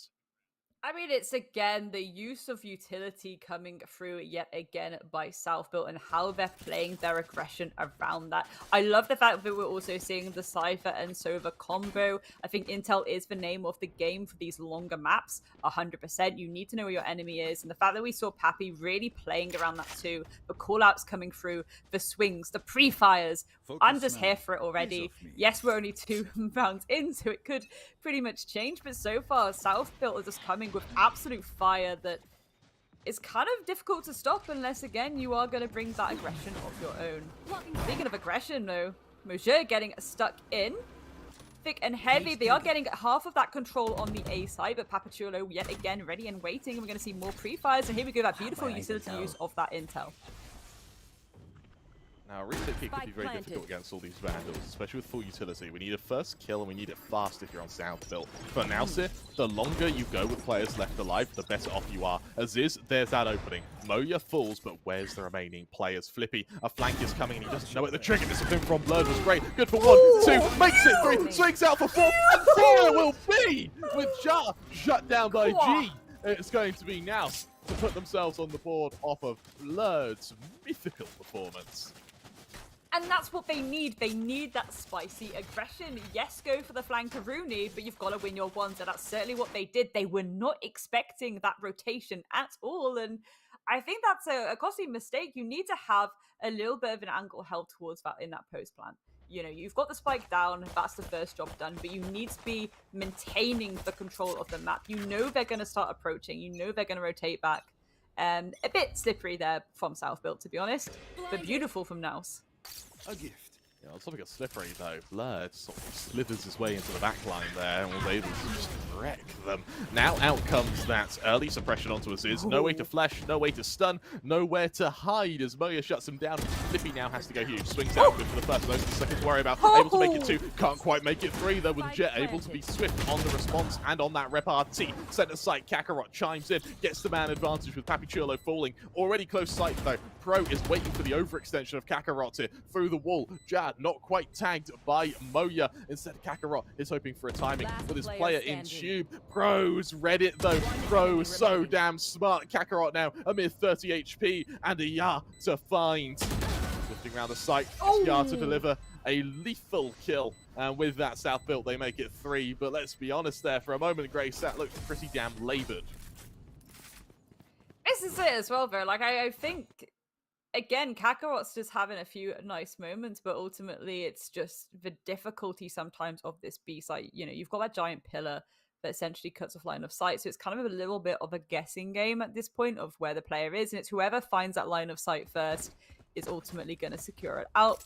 Jar as well, though, doing that with enough time to actually be able to stick that diffuse. So again, it's this idea of Southbound just constantly working the timing really well. You look at the buy from both these teams as well, it ain't great. Blurred actually going for the Headhunter here. One ult orb away from being able to bring out the Tour de Force. I quite like the, not too much of a risky play, but a chance to get that extra firepower for relatively low investment. The null command comes out to prevent any counter utility, to prevent this Tour de Force, which I really like. Followed up by that Tour de Force. It's going to be a very swift site clear, a little bit of damage, nothing to turn your nose up at. The flank of NTG is caught out by Ja, but it also reveals how slow this flank is going to be, with every member of South Built suddenly pausing and taking a moment while they wait for the noose to tighten around this site. It is a beautiful use of the intel utility, and that's really going to allow a little bit of space here because, you know vaguely where they are. You can start to try and win out some of these gunfights. The Bladestorm coming through, a little bit of smoke to cover it as well, and that's just going to enable them. Oh, well, no, G is actually going to shut it down immediately as a flurry of kills come through, and there we go. South Built somehow just able to really work off that intel and get those kills under their belt. But I mean, hats off to NAOS, to be honest, Kramer, because again, they played that post plant really well. They were holding the lines of sight. They even managed to get the pre-fire and shut down that Jet ult. It was just the fact that, ultimately that intel had already been gained on them via the Owl, and they knew that they were all stacked up to that side. So it's just a case of approaching them with these multiple cross angles. That was a really clean retake as well. Bearing in mind, there was about 6 kills in about half a second there, and it's like once one player takes contact, all of them take contact. Really well set up from South Built there, and you look at the ult management as well. Neural Theft and a Viper Spit available for South Built. This is against the Bladestorm and Hunter's Fury setup on NAOS. Bladestorm brought out early on, is going to try and make its way through mid. However, the Snake Bites will at least perturb any early swing. Instead, Moya may take their time to recuperate and celebrate the kill. G just landed. Yar's shut down, and better still, the site has been spotted out. Out comes the Hunter's Fury. It looks like the Sova at 1 HP is still able to get the kill, though. Papichulo falls, and now Moya in mid. This kill could sculpt the round. Swings out. There's Aziz to fall. Swings out. Flippy trade, but Flippy's surrounded on all sides. Good for another. Spots out yet one more. He does have the spike on elbow, but NDG has a Sheriff with his name on it, shutting him down. Elsewhere, G makes it 3. And for NAOS, that'll be a thrifty round. Well, indeed, they did have to invest a fair few ults there, though, in order to secure this. And again, it's an interesting one because I feel like, yes, the objective wasn't really focused as much, but the fact that they were able to bring some aggression by using that ults, it's a kind of energy I want to see from them. I want to see them go for these engagements a little bit more. And it's something that I wanted to see, especially in that first map. But now that we're starting to see it a bit more, I really hope that continues, because that's going to favor them on this attack, certainly. There's intel. As well, gonna swing out, perfect flash, but Kakarot full blind is able to get that kill. Yes, he's left wounded, but wounded, maimed, scarred, he's still able to shoot back. And with the Viper's Pit down as well, South build, yes, it means that hitting this B site is going to be difficult, but it means there's no option to extend further for information outside of mid, where you already know there's going to be players to worry about. The rest of NAOS, they stack up, they gather up, they get ready to hit this A site, whilst G in mid is continuing to wreak havoc on the rotations of South builds. G playing a little bit of ring around the rosy here. I don't think they're fully aware. I mean, whatever, they are aware of Pro. That's at least once they're done. But are they aware of Pappy? No, they're not. There we go. Pappy Chulo getting a beautiful freebie there as the spike starts to go down. So a 2 versus 4 retake. Number favoring, obviously, NAOS. But again, what utils do South build have in pocket here? I would like to see South build just save the weapons, to be honest. Save what they can. Potentially see a swing from Flippy here to just do a bit of extra damage. But still, if he can find a weapon, just wield that. Swings out the smoke, can't see anything. Hypercholo does still have a buy next round regardless, but a save definitely isn't out of the question, especially in a 1 versus 4 like that. A few exits would help, but unfortunately, Grace, there's no virtue in these kills. 2, though, make it pretty. So he can gets 1 more. No, it's Blurred to end it. And with that, now to make it 3. Grace, we have a game on our hands. We certainly do, but, you know, NAOS doing a lot better here is unsurprising. It is their map pick, and it is, once again, a map that favors their playstyle. You've got the long angles, you've got the opportunities for some flankeroonies. It's just really good stuff. Good stuff on both sides, though. Again, it's not... I think this is what I mean. Like, I wanted it to start getting scrappy. I was expecting that to be more towards the third map. And, ooh, I think, as you say, we've got a game on our hands, and I think it's going to be a scrappy one at that. A lot of ring around the rosy moments in that mid as well, which I really love to see. Again, it's the issue of having that giant pillar in the center. Very difficult to get those lines of sight unless you're really jiggling out either side from the back ends of that mid section.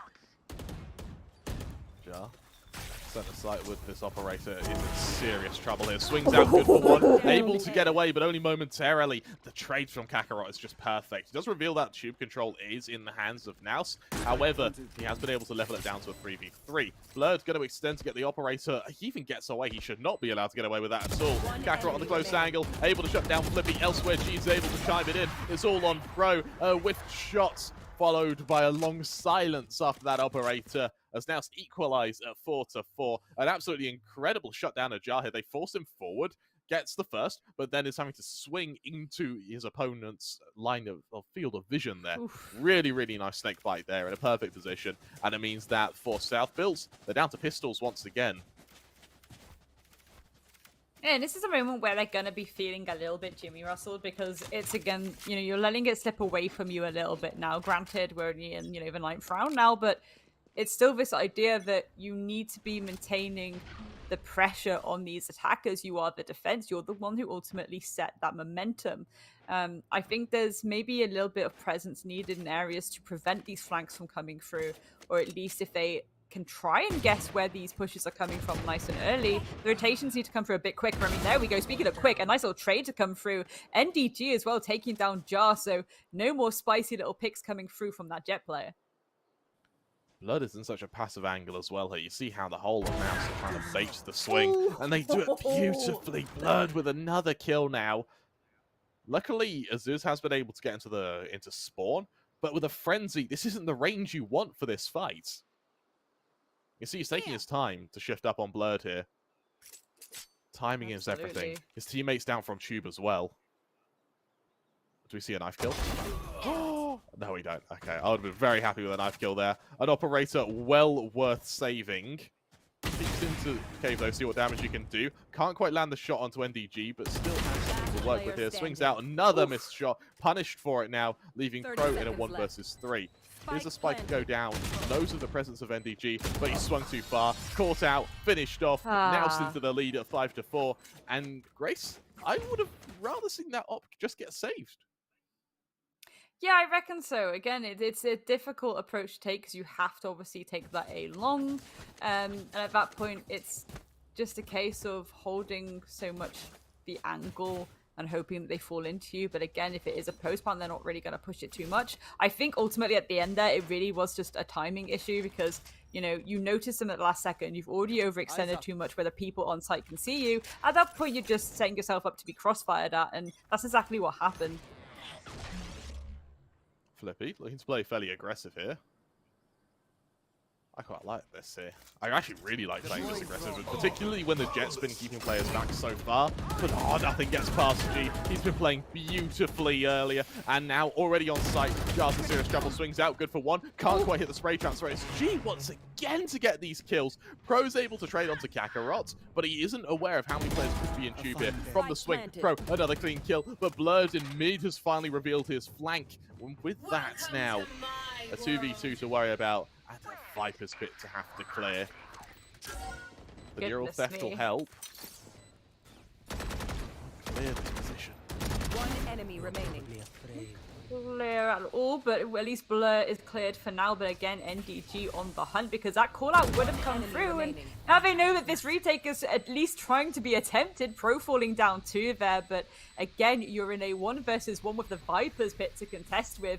It's the worst situation to be when you don't really have anything in pocket that's going to enable you here. And oh my goodness, actually, Papi Chulo gets the pick there. But the timer, Kramer, the timer. That's rough. That little dance around that pillar on site just absolutely ruins the members of South Built there. I've got bad news for you. Right now we're in the Golden Lotus, and Lady Luck is in a bad mood because they are not shifting into each other at all. And you look at the ult management as well. Now still with an advantage, able to bring out another Hunter's Fury as well as the Tour de Force. I doubt we'll see the Tour de Force this round, though. Jar has a Blaze Storm, which we will be seeing rear its head. The worry I have, though, is that right now G is playing out of his mind on this Sova, and Jar can't make up for 2 players who are playing well. He can only do it for 1, unless we are seeing like godlike performance. But that's not something you can do on a whim. And this is the, you know, speaking of whims, just immediately getting this much site control, and this is exactly what I mean sometimes about the zippy utility that you get with those Jets. And here we go, the spike is going down, but a lot of investment there with the Sova ult, and Flippy is going to be the one that is the casualty for that. But look at the Blade Storm coming through. Papachulo actually being the one to get that pick, though. A little bit of a crossfire being held there by the players of South Built. A bit of smoke as well to kind of block the site, so they can try and at least force this retake by defusing that spike. Xerxia, however, taking down Papi Chulo, and Pro and Jar also falling as there we go. Before I can even get my words out, ladies and gentlemen, that is a nice little clean up coming through. And once again, looks like NAOS are running away with it a little bit. Yeah, I can't help but think that one of the main successes for NAOS is this tube control. They're able to get this control, and Southport aren't fighting them for it. It means that whenever they hit this site, there's that extra angle of attack to worry about. And even if they're at the point now, even if they don't send players through tube, the worry is there to delay the rotations long enough for them to isolate these players on site. And for NAOS now, this is where they are just going to keep pushing this pressure, because they know South Built are shaken. Everyone has a plan, Grace, until they're punched in the head. And it feels like this is a very heavy punch from NAOS here. I hate that. Everyone has a plan until they're punched in the head. Speaking of heads, Moja's head being taken clean off there by Jar. Can they find a second, though? Once again, the smoke's going out to block that line of sight. And again, that's delaying at least for collapse. So unless NAOS are going to contest this a little bit more now, with Blurred here ready and waiting to find those heads to snuffle up, the rotation might have to come through, and you know, they're running out of time to kind of commit to a rotation. So ideally, this is where they want the utility. This is where, look at this, Blurred gagging for the peak. He's gagging for that peak from South Built, but they're just not doing it. They are holding these angles like their life depends on it. And there we go, miss shot coming through. And they know exactly what they're trying to deal with here. The rotation coming up through mid, though, but again, is anyone ready or waiting for them? We do have Papi Chulo lurking a bit towards that east side, but Flippy ready and waiting. This could be huge. Actually, there we go. NDG taking down Flippy, but Jar is ready and waiting. There we go. Jar getting finally shut down by Blurred. But once again, the players of NAOS being whittled down, and finally South Built, the wind under their sails, a round on the board for the first time in what feels like forever. Yeah, it was a big win streak from NAOS there, and we do see a 7-5 half recoverable from either side here. It's a pretty standard scoreline to see on Breeze, regardless of the side. So what could have been disastrous for South Built is fairly well retained. And for NAOS, that kind of huge 6-round spree they were able to achieve, they can continue that momentum going onto their defense. We could be seeing a third map, Grace. Your dreams may come true. I hope so. And it sprouts. It does. You made me curious. Have you ever been punched in the head? Yeah. Yeah. It sucks. I don't recommend it. That's the question you're asking me. To clarify, I was you to resonated with the clarify- phrase, so Yeah, it just made me laugh. It just really made me laugh. Just to clarify to the audience, they just don't think I'm going around scrapping people all the time. It was at a punk gig, so often you do find that people get a little bit scrappy and intense in the audience at such events. Just don't go around causing trouble, just so you all know. Grace the ruffian. Yep. Yeah. Getting punched absolutely sucks. Like, I cannot stress enough how awful it is. I was a boxer for a bit, so I really, it really sucks. It really sucks. There we go, ladies and gentlemen. We have goes learned our today second that half. getting punched hurts. Yeah, Who getting would punched in the have head as thought? well. Yeah, Who would have thought? it makes your at least I've getting hit by a box. It sucks because your legs you're telling your legs to do something and it just doesn't do. Like you end up getting especially Because when they're you're trying to punch moving. you at that point as well. If you're a boxer, Yeah, then you're exactly. trying to hurt each other. So it's Yeah. like, Yeah, because you know, yeah, it sucks. I really don't recommend it. It's great for staying in shape, though. You want to stay in shape. Box is a really, really good way to do it. That being said, though, there are healthier ways. Let's find the ways. If you had a bad day at work, take it out on a punching bag, man. I mean, yeah. Huge It's, recommendation. I think that's the thing. Generally, working out in general is good for your health. Like, I think we can all agree with that. Well, get out here with these quirky opinions here. It's like I always say, you never know when you're gonna get kind of challenged to a dance off. So it's like sometimes first thing in the morning, you just gotta have a little. Exactly. boogie when you I get was ready. challenged to a dance off by a production team in the This lobby. is for true. This is true. So yeah. So that's I've got to be ready at all times. I also You're gonna can't be dance. dancing on the flight over, getting ready and waiting. Just like they'll see you boogie, or the stewardesses will be like, "Sir, please sit down," and you're just like busting some moves down the aisle. Sorry for the unexpected turbulence. Kramer's currently dancing in the back of the plane. This will be clear in a couple of minutes.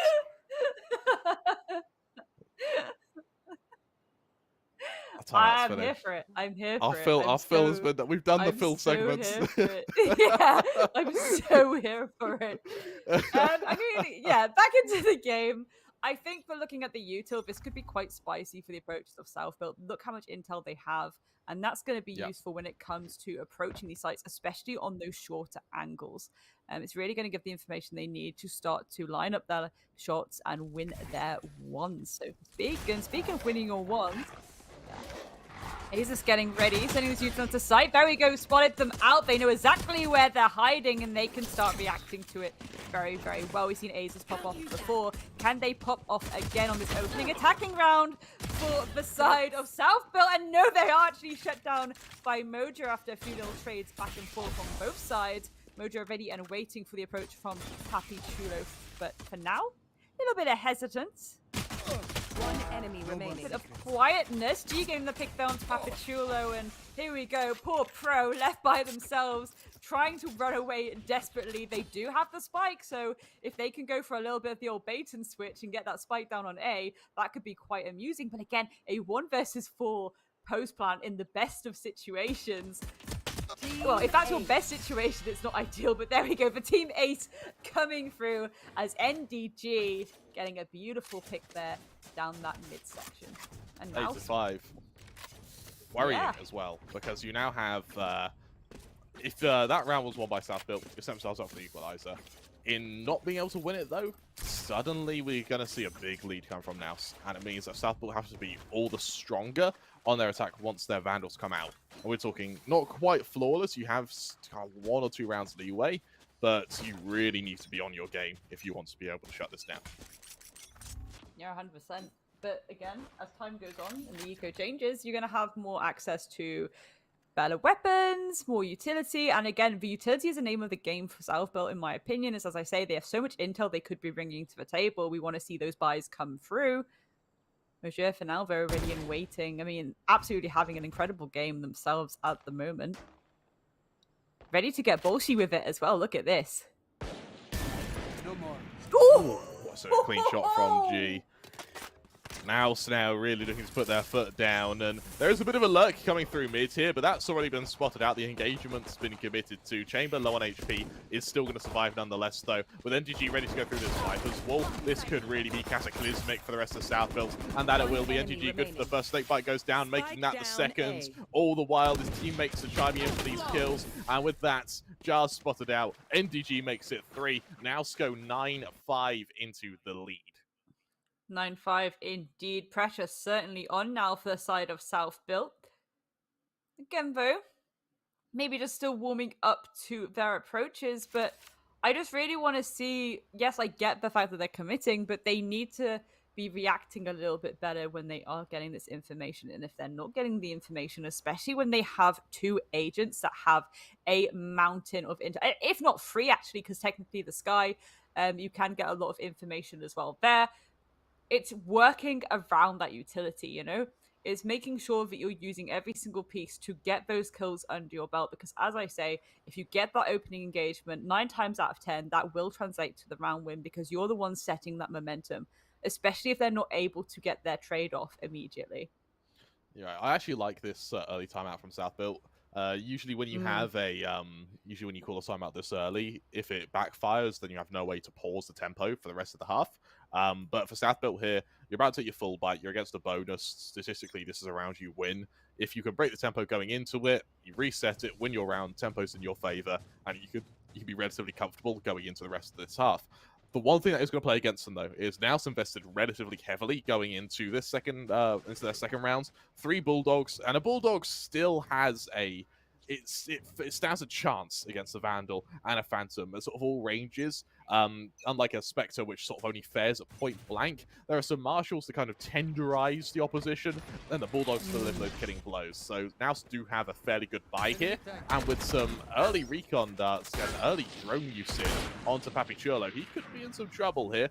The wallbangs aren't quite going to land, but they may scare Papichulo, and remember, psychological damage is still damage. Yes, 100%. Again, keeping you kind of pinpointed a little bit into these tight positions, but Jar for now, very aware of someone maybe lurking around, and because of actually the line of sight that's been blocked off, they're able to just do this collapse from the side, and here we go. Can they manage to get these opening engagements? Yes, they can. Asus taking down G as Blurred and NDG trade it back onto Asus and Jar, and here we go. It's just a really swift cleanup there from NAOS, and wow. I mean, what do you say to that? I think the fact that they went in through the side was a perfect play. It was just then a case of winning your ones, especially when you've got Blurred at the back like that, ready and waiting like a snake in the grass. Nasty stuff from NAOS, and it's completely different energy than what we saw in map 1, but rightly so. It's, as I say, this map really plays into their playstyle 100%, and they are making it look like, you know, it's their birthday party, essentially. Here. I feel like that's the first time we've seen a kind of fundamental flaw with South Built. That tube control was fought long before the players sunk from main. And because they were separated, they were able to be isolated. And now, and credit where credit's due to NAOS, they did so beautifully. And now we're seeing G, who has been a hero of this game now, aggressive in tube, ready to shut down Aziz. He'll do just that, and there's no response at all. In fact, he's even, not quite able to double down. Jar on the rope, able to get that kill, but left on a mere 5 HP. And with the Sky being the one who fell, there's no way to get that HP back. There's no heal potential. And staring down a Viper's Pit, it's got to really be scary for them. A harrowing prospect, potentially. One that they don't want anything to do with. They back off. They set their gaze back to B, where it's going to be Blurred, laying in wait, I believe, with a big scary operator.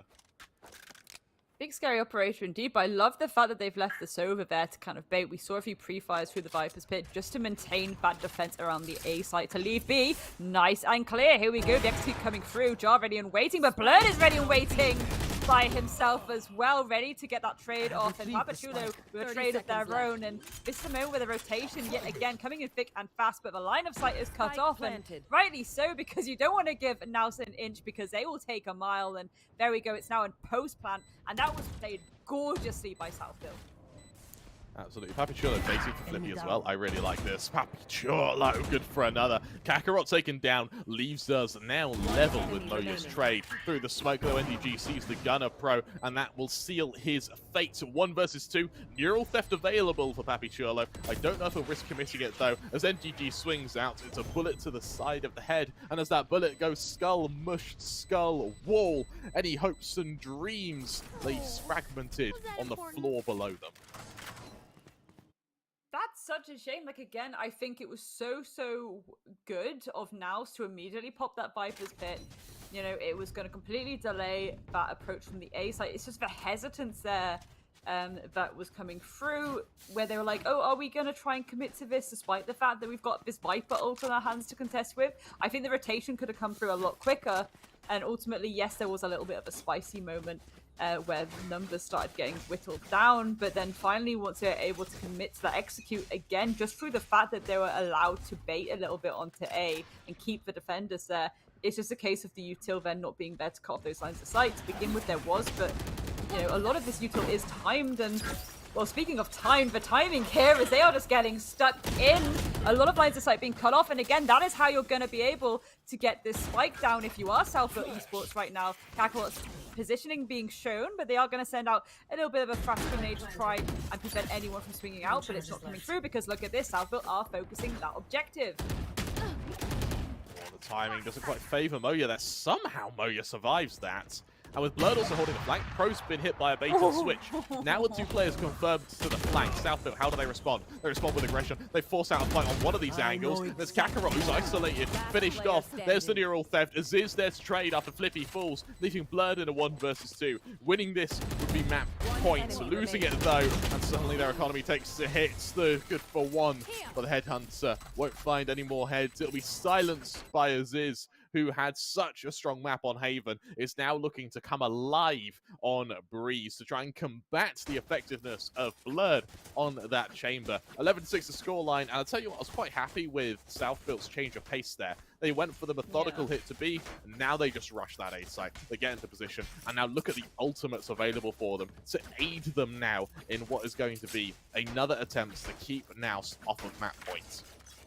100%. Again, we've seen how useful that Viper's Pit can also be to tease the plant, so to speak, and I think that's going to really benefit them. But look at this, Mujin getting stuck in already, but the trade is coming through. Papachulo having a little bit of a moment. Kakarot trading back down onto Pro, though, but Flippy taking down Kakarot before any more damage can be dealt. A 3 versus 2 as this collapse comes through. And there we go. There is that Viper's Pit, and now it's going to be a very tricky retake for the side of NAOS. They do have a lot of Sova utility in pocket, though, that's going to allow them to go for more of these cheeky pre-fires through that smoke if they wish for it. G, just hoping for an angle here, as is Blurred. Blurred reinvesting the operator means the economy on that chamber is gone.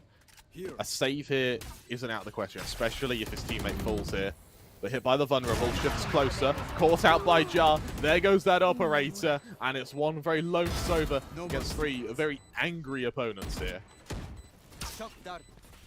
This is it. It's like, again, you could have used a bit of the intel in pocket to try and get some of those pre-fires, but ultimately, I don't know. I think that was played really well by Southville, but I think NAOS made a few mistakes there that ultimately cost them. It's like you say, why not just save a little bit, save that weapon? You know, you are a lot of rounds ahead. It's not like, you know, you've got this 1 round differential where it's like, oh no, if we lose this, it's the end of the world. Right here. They had the breathing room to deal with, so a little bit unfortunate, really, isn't it? It absolutely is, and with only 4 rounds in as a difference here, there's a world, Grace. This is won by Southville here. There's a semi-decent investment from NAOS, but this should be it in terms of economy. Guardians have to come out, outgo the Seekers, followed up by the Hunter's Fury. There's the first tag there. This could be perfect from GT. Isn't quite able to find the final player, though. However, they know the flank is coming now. Blurred has to go huge. Oh, and there we go. That's huge to start it off, but Jar immediately shutting it down. And again, no immediate trade, but G's going to send in the shock dart to try and get some nice early damage. And speaking of damage, Pro falling down, but G and NDG falling too. And there we go. It's all down to Mojo. Yeah, they do have the ult, but can they find this remaining player of South Built? Again, it is a post plant, so Jar ideally needs to play this very, very carefully indeed. And there is one, but there we go. Ultimately, the shutdown coming through. And oh, that wasn't actually a post plant. I'm a silly sausage. The plant hadn't gone down. I love that response from Moya there. To be seen on the flank, to realize that you're in a 1 versus 2.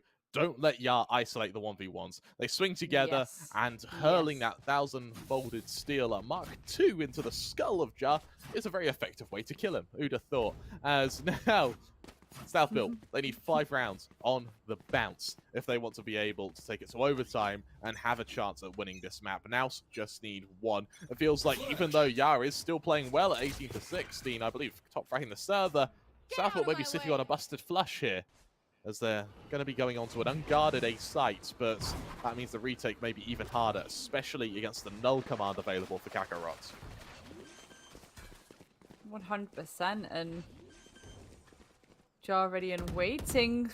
Spike is going down. Look at all this control currently that South Built have. They need to maintain these angles here, and this could be huge, going all the way back into spawn. Happy Chulo, though, the pick onto NDG, and look at this cleanup coming through by NAOS. Asus taking down Mojo in retaliation, but can they get a second? Yes, they can. Kakarot is also going to fall, but G takes down Asus, and there we go. Blimey, blimey, blimey. NAOS just making it look so easy right now. This is their map, though. Gorgeous stuff from them, and we are going to that 3rd map. Let's go. You finally get bind, Grace. You get bind. Ooh, we're in luck. I'm so excited for this. This is going to be the best thing ever. I really do think this is going to be a chef's kiss moment. Bind with these two. It is going to genuinely, I've said it's going to get scrappy. It is going to get disgusting. Like, and I mean that in the, obviously the kindest way. It's going to be gross. Like, it's going to be an absolute frag fest. I really am excited to see what util they bring and how they're going to play this, but ultimately the high progression should come through from both sides. The close quarters engagements, we've seen some of the shots come through from both of these teams and how nasty they are. I knew it was going to go to the 3rd map. I knew it. One thing that I thought was quite interesting is that was the first time this series we saw the flaws come out from South Built. We saw some very shaky pushes. We saw they were swinging from 2 angles, but there was such a delay in that NAOS were able to just alternate between angles. And bear in mind, Jar was top fragging for that entire match, right? But if Jar's top fragging, then how come NAOS have won by, let's be honest, quite a distance, 13-7? It's because their teamwork was just incredible here, constantly alternating off angles, trading off one another, and making sure that South Built don't have room to breathe.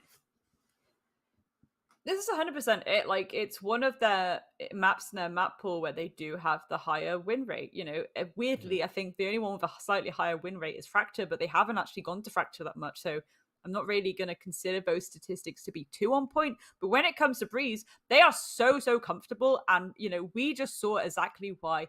They run around like it is their ultimate playing field. They know it like the back of their hand. They know exactly where to play as a team. They know exactly where to push. They know exactly where to pinch. I mean, look at these really, really gross ratty angles that were being held. They knew multiple times exactly when to time those flanks. We saw that loads when it came to their attack. You know, we'd have the immediate collapse from the short, but we'd have someone every time flanking around to make sure that if there was a delay to that collapse, the defense were whittled down, they were pulled apart. So that really allowed the rest of the team to then collapse in and get that spike down. And it was just a masterclass, really, of Breeze. Yeah, it really was. And NAOS gave us a perfect example of how to play Breeze, as you mentioned. One thing that he did also extremely well was their ult usage. we saw the only times they were using their ults was either to aid a kill, aid an opening, or to win a round. And for those three criteria, usually all three of them were being hit. It was really, really damn strong from NAOS there. And I think the way they were holding this B site sort of reflects how good they were when it came to teamwork. We never saw one player fighting without another doing either a push, a swing, or a trade. And that's exactly it. You know, if you are trying to retake control on a site, you need to be there for the trade every single time. Cost is king. I say it a lot. Like, if you're getting those trades off, you know, people focus too much of like, oh, I only got this many kills. As long as you're there, your kills are impactful. As long as your kills are being that all-important trade, again, a very small time availability really for it to be an impactful kill there. But with the way that NAOS were playing, it was constant. As soon as one of them went down, another was biting right back. And that's exactly why Bind is going to be disgusting, because you've got, again, these beautiful duo players coming through on both sides. We saw on the first map with Southbuilt. We saw on the second map with NAOS. When it comes to this third and final map, we're going to see these duo pushes together that are just going to get so glorious. And again, it's the interesting idea of kind of a double duo meeting each other. That is why I say it's going to get scrappy. Who is going to win their ones ultimately will be the ones to take the Bind map, in my opinion. Yep.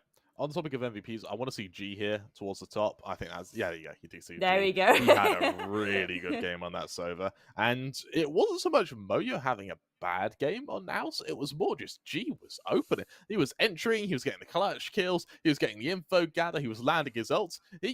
G is the encapsulation of a multi-tool on Breeze. He did everything 100%. to perfection. Absolutely everything to perfection. And I'm dead impressed with that. You look over to Southbuilt, Jar, that MVP, no surprises there. A really, really strong game from him.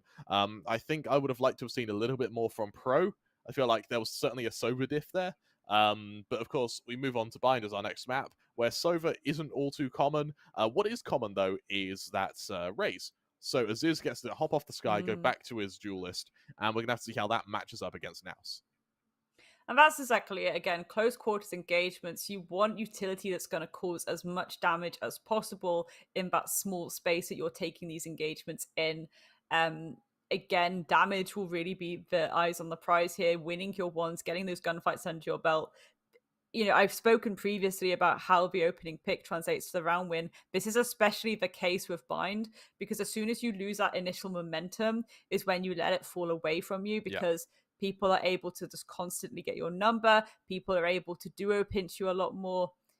Very, very nasty stuff. So again, the opening engagements will be most important here, which is why, I don't know, again, as you say, we are going to see probably a bit more Raze utility. And it's going to get very fast and furious. I personally, at this point, cannot guess how it's going to go. I do think this is going to be a close one. I do think it's going to get scrappy, but as to who's probably going to win, I really, really can't tell right now. Yeah, it's really up in the air. To sort of look back historically, Haven 13-2 in favor of Southbuilt Esports. Breeze just went 13-7 in favor of NAOS. A hell of a series we have on our hands. And as we move into our final map of Bind, it's all to play for in this final map of our best of 3 series. In just a second, we'll be able to see who is going to emerge victorious on that map. But for now, we're going to go to a quick break. We'll be back in a short break.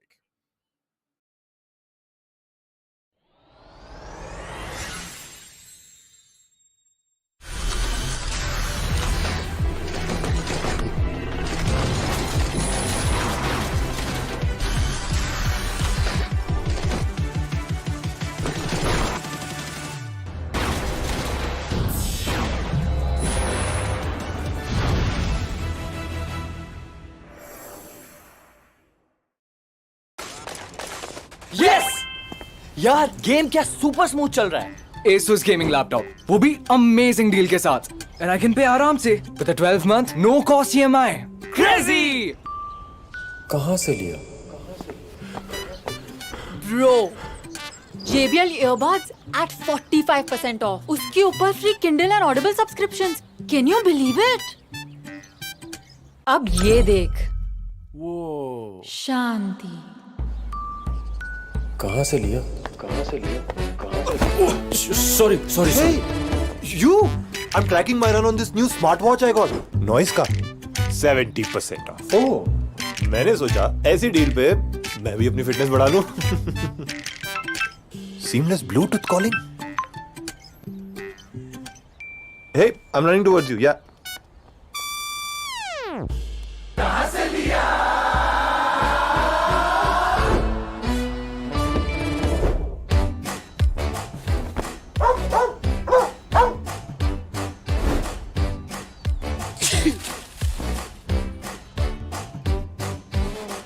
ये देख, I just got this Intel Evo laptop in exchange for my old one. 20,000 बच गए. बस 99 rupees में extended warranty. Plus 20% off भी मिल गया. Pretty sweet deal, right? Totally feel you, bro. This iPad was always on my wish list. Got the latest one at a great deal and saved $8,000 in exchange for my old phone. Hey, what's up? सबको इतनी बढ़िया deals मिल रही हैं. ये सब कहाँ से लिया? Amazon से लिया. Amazon Great Indian Festival से. Amazon ग्रेट इंडियन फेस्टिवल पर मिलेंगे इलेक्ट्रॉनिक्स पर जबरदस्त deals, no cost EMI, exchange offer और सेम डे डिलीवरी। अब इंडिया बोलेगा Amazon से लिया।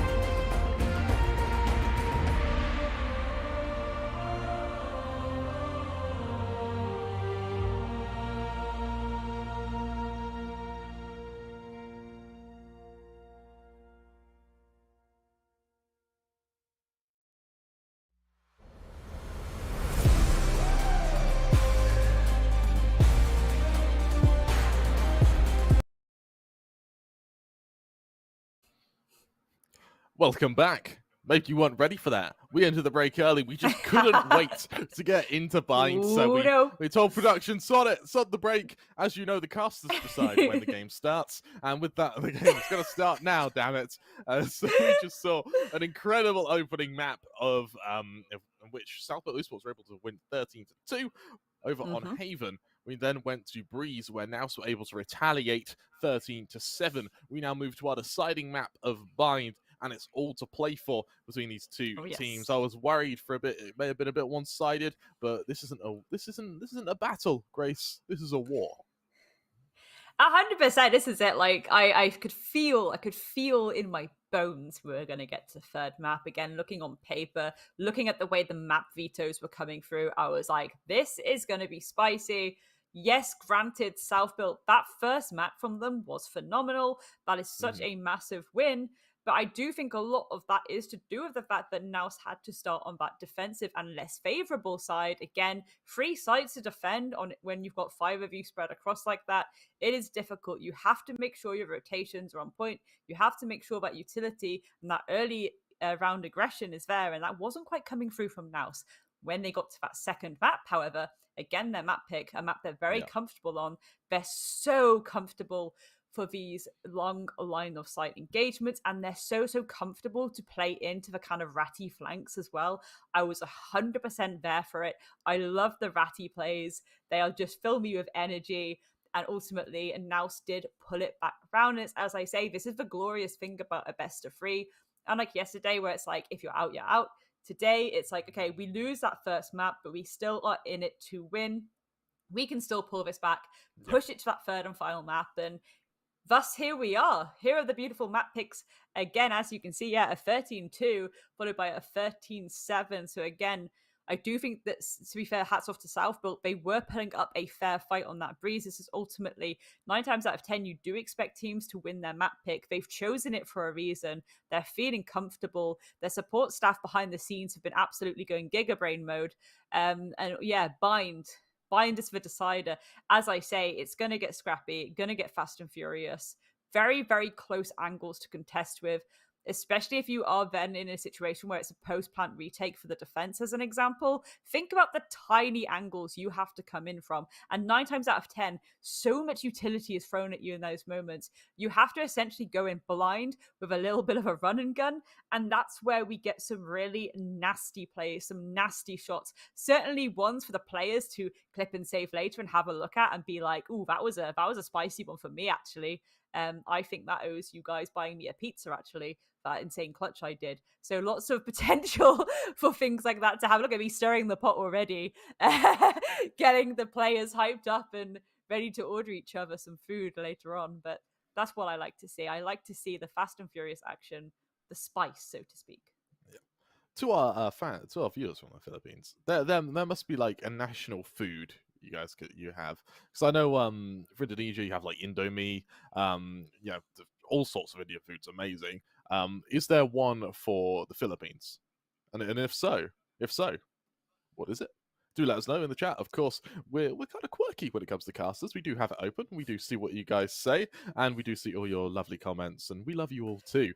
Do you know what else we love? We love some good Valorant, and just the same, we'll be able to head into Bind, where we'll be able to see this duel of fates between these two teams. What I'm interested in is going to be the raises. Asus was very damn good over on Haven. I want to see him go back to that comfort pick, and I want to see who will it be over on NAOS to sort of step up to play against him on Raze, and if we even will see them go for a Raze. Same for G. Does he stay on the Sova? Sova's had some really tough times on Bind to the point where he just isn't viable. Do we see him go back to a former agent? Do we see something new from NAOS? Remember, NAOS don't have too many games over the last 3 months, so there is definitely room to experiment and room to catch your opponent by surprise. That's 100% it, isn't it? You know, if you're not really playing, it's assumed that you are still behind the scenes working, scrimming, doing things like that. So it's what they've been doing in their scrims and how that's going to translate into this bind. Now, again, it can sometimes favor teams that, in terms of officials, there's not that much data, so we can catch people by surprise a little bit, especially if you say, for example, Now, Spine doesn't really come up as a heavy preferred map for them, realistically, looking at the official data at least. But behind the scenes, they could just be scrimming nothing but Bind, and we wouldn't even know about it until they potentially turn around now and like 13-0 or something. It's, everything's a windfall when it comes to things like this. And that's the beauty of games like this. And it's also a beauty of, again, having a good support staff team behind you in terms of your coaches, your analysts, things like that, and how they're going to prepare you for these encounters also. So all to play for. I mean, it's been a cracking weekend so far, hasn't it? It has been. Interestingly enough, do you know how prac groups work in Valorant? I only discovered this recently. At least I know how they work in Europe, which is there's only 2. Like at least for at this level, there's only about 2. What that means, though, is anyone if you troll a prac, if you leak strats, you're out the prac group. You don't have any practice for the rest. You don't have any good practice for the rest of your career. Like that. And that's that's what it insane. should be, though. That's what it should be, though. Like that's what it should that's how it should be. In CS, it was really difficult because there's about 40 different prac groups, and then you had like only ones with top 10 teams. So that way, there was only like 10 teams in it at one point. In Valorant, there's a lot more trust. A lot more trust, which is really quite a nice sign for the ecosystem. And what I've been hearing, at least in APAC, is that you have, I think it's 2 or 3. But what you found, at least after Champions now, is you have what used to be sort of SEA teams of practice. You then have Korean and Japanese teams of practice against each other. Then you would have this sort of regionalized practice. It's now no longer that. There's now prac groups with everyone in it. And so, because of course you have a lot more boot camping happening closer to Korea for all of these teams, of course, that's where the franchising spot is going to be for APAC. It means that this practice suddenly gets a lot more diverse. That means you end up seeing these kind of weird amalgamations of strategies which come out, which I'm really, really looking forward to seeing. Of course, we're going to head into our agent select, though. We'll have to see what our agents will be, and more importantly, what our duelists will be, because I really want to know who goes up against Aziz. I mean, a little bit of hovering Val Major above the raise, and they're actually locking it in. So yeah, double raise. I think you wanted that really, though, didn't you? Yeah, I did want that. Moya, of course, we've seen on the jet consistently. I don't know how they're going to be able to fare against Aziz. I think Moya is definitely a lot more calculated as a duelist. Aziz is a lot more brave when it comes to pushing in, going for these flary kills. And because of that, I think that defense is probably going to be a little bit stronger for NAOS here. Of course, we do have Blurred on the chamber, and for me, Blurred has been really, really damn good throughout this series. Even on that 13-2 defeat on Haven, he was still landing a few shots. He was still making Southbuilt work for it. For Southbuilt, though, it looks like the sort of same comp that's been working for them, with Pro on that Breach, Flippy on that Astra, and Papichuelo going for the Fade. 100%. And again, the Breach and the Brimstone working against each other is going to be really interesting. I love the fact that we're seeing Fade as well. Again, ever since Fade's been released, it's just been a must pick, to be honest, in my opinion. Especially consider the tight angles on this map. You really want that kind of util. You want to be able to find out who is lurking behind that corner. And again, if you apply that pressure with util first, and then you go for that swing, then you go for that engagement, it increases your chances of actually winning out that gunfight, because that's when people get flustered and they're like, okay, I've been spotted. I have to either change my position, or I have to, pull it back a little bit, or be prepared for the fact that someone's about to 9 times out of 10 swing out on me. As I say, a fast and furious game incoming. I really don't think that either of these teams should be too passive with it. And I think that is where things will get rocky. Again, it's my slight concern here is how that first map went, okay? It's this idea of when it comes to Haven, if you are defending and you have such that disadvantage, you have to push forward. You have to be taking that aggression. And by taking that aggression, you are maintaining that map control. This is a smaller map. It is Hell in a Cell, okay? It is the smallest map, and what you cannot allow for you to just kind of wait back and let them come to you. Take advantage of the fact it's small. Take advantage of the fact that there's these close quarter engagements. They're not going to expect you to be around the corner, hiding in this ratty angle. You need to take that. You need to maintain that map control, prevent that push towards the sides. Job's a good one. I make it sound easy, don't I? Just shoot forehead. Yeah, just click on heads. So some people do play Valorant like it's a point-and-click adventure game, right? And we're gonna have to see if NAOS can do just that. With Yart swinging out, caught out by Blurred. Surprisingly, no trade by Papichuelo, giving his position away on Hookah, while the rest of NAOS get ready to hit this B site. Bring them down.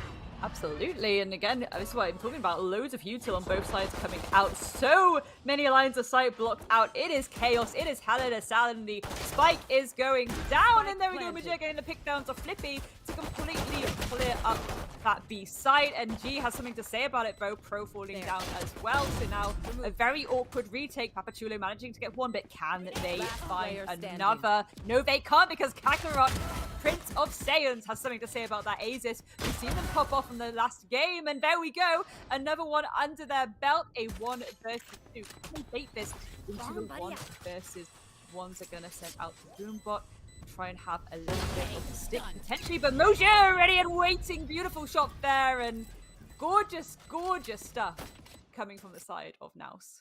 NAOS are able to put themselves on the board, and I tell you what, Asus has a bloody good crack at this, doesn't he? He does a lot of damage, considering he was a solo. And what I really like, actually, is the rotation made from Blurred there. He makes loads of noise outside of Hookah. He then goes all the way around to A, then just goes through the teleporter. But rather than rather than try to fight, he just sits in the portal room, and he waits.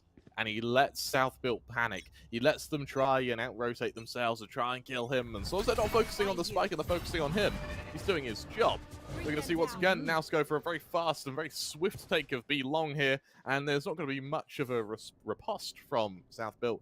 Of course, with only classics, these longer ranges are really going to be difficult to fight on. This is it, the quiet before the storm, slightly alerting South Built to the fact that this might be a B collapse, so the rotation comes through, but as we've expecting, all this util being dumped. Majero taking down Flippy, and a second one down to Papichuelo, but John, the 2K, 2 fight back, but the spike is down. A 2 versus 2 retake, kills coming through like furious fire, and Blurred is there to take the rest of the defenders down, and that's another round on the table for now so far.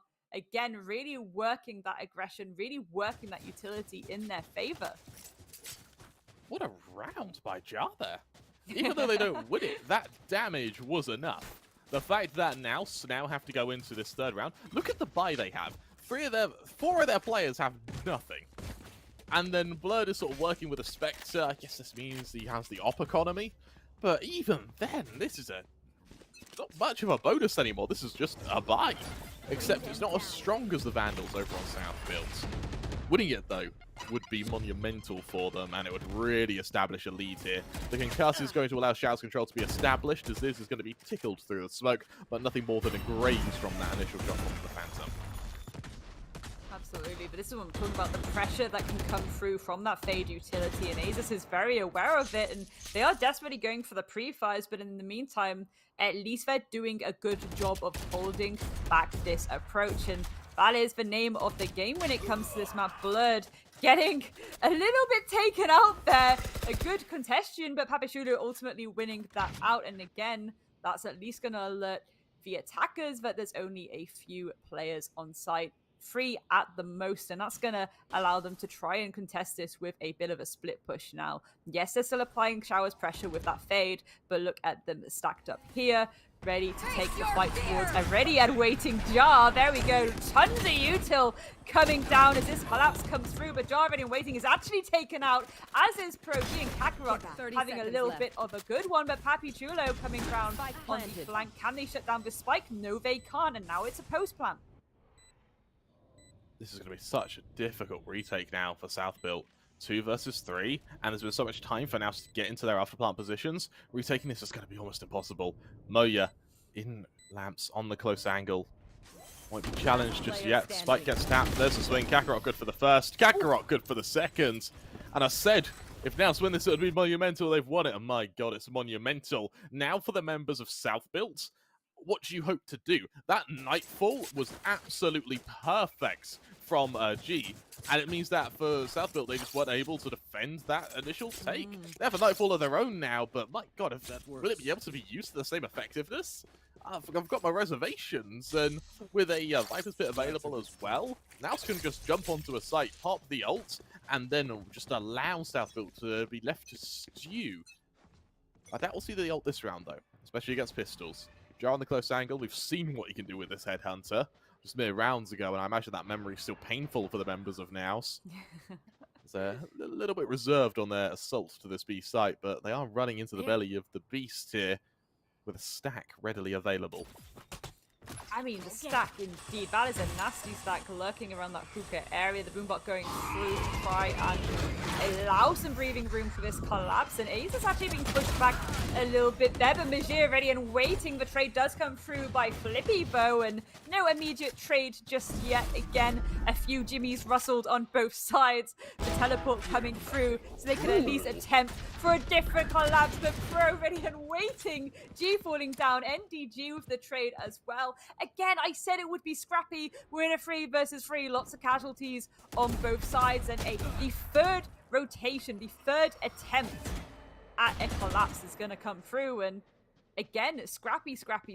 I love to see it. Blurred trying to find this opening pick to clear up some of this site as well. There we go, Jar falling down, and that's really going to alleviate some space now for that spike to be carried in and plonked down. Oh, the damage is starting to stack up as well. This chamber's getting relatively low. Let us be careful here, and with that initial kill, though, it's all onto Pro. Good for one, traded, but that was an eco.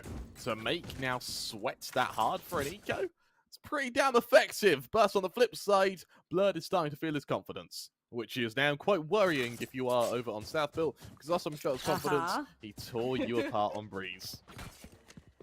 It's getting nasty now, isn't it? It's getting really nasty. And I will say, yeah, Major having a really good run of it. Both Major and Blurred making their shots count. Both currently on 6 kills each. And that's kind of what you want to see. You want to see a fair kill kill balance. You don't really want someone taking it away a little bit. You want everyone to be winning their ones, and that's exactly what's happening with NAOS for utility, with gunfights. It's all on point right now. Look at this, Pro using so much util to try and hold back this approach from Showers, but Asus popping off a little bit. Mojir falling down, paint shells going out, but again, a little bit of quiet before the storm before it's going to get nasty again, I reckon. That showstopper has brought a lot of space here. And now a man down have gone quiet. They want to bait Southfield into the re-aggression here. Remember, with the paint shells and the showstopper used, a lot of that delay utility isn't available. Aziz sees the first player, but it's Happy Chulo going to be the one to be able to at least help garner that first kill. With Aziz falling, Pro able to trade. Kakarot on the repartee leaves us in a 3 versus 3. Rolling Thunder comes out though, but it's just been avoided. There is the concuss though into that portal room, making the rotation even harder and even delayed ever so slightly more. Remember, 35 seconds left. Jar, all he has to do is buy time. 30 seconds left. Time is of the essence. I mean, that's not really going to help too much. NDG getting that beautiful pick. And again, the breathing room that has been opened up. Look at this. Flippy held back here. But that spike can go down if you wish for it. It's just, well, there we go. That's the awkward thing, isn't it? You're contesting that. You are contesting that angle instead of forcing the objective. And if you forced the objective, you'd be pushing the timer in your favor. As I say, time is the 6th defender until that spike is down. Then it's the 6th attacker.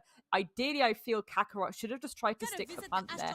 They knew that they couldn't go bursting through that utility. They knew that they had to wait a little bit. So just kind of cheesing the plant would have maybe allowed a bit of pressure onto that defense, and maybe allowed them to bait out these 1 versus 1s a little bit easier. Watch and learn. Yep.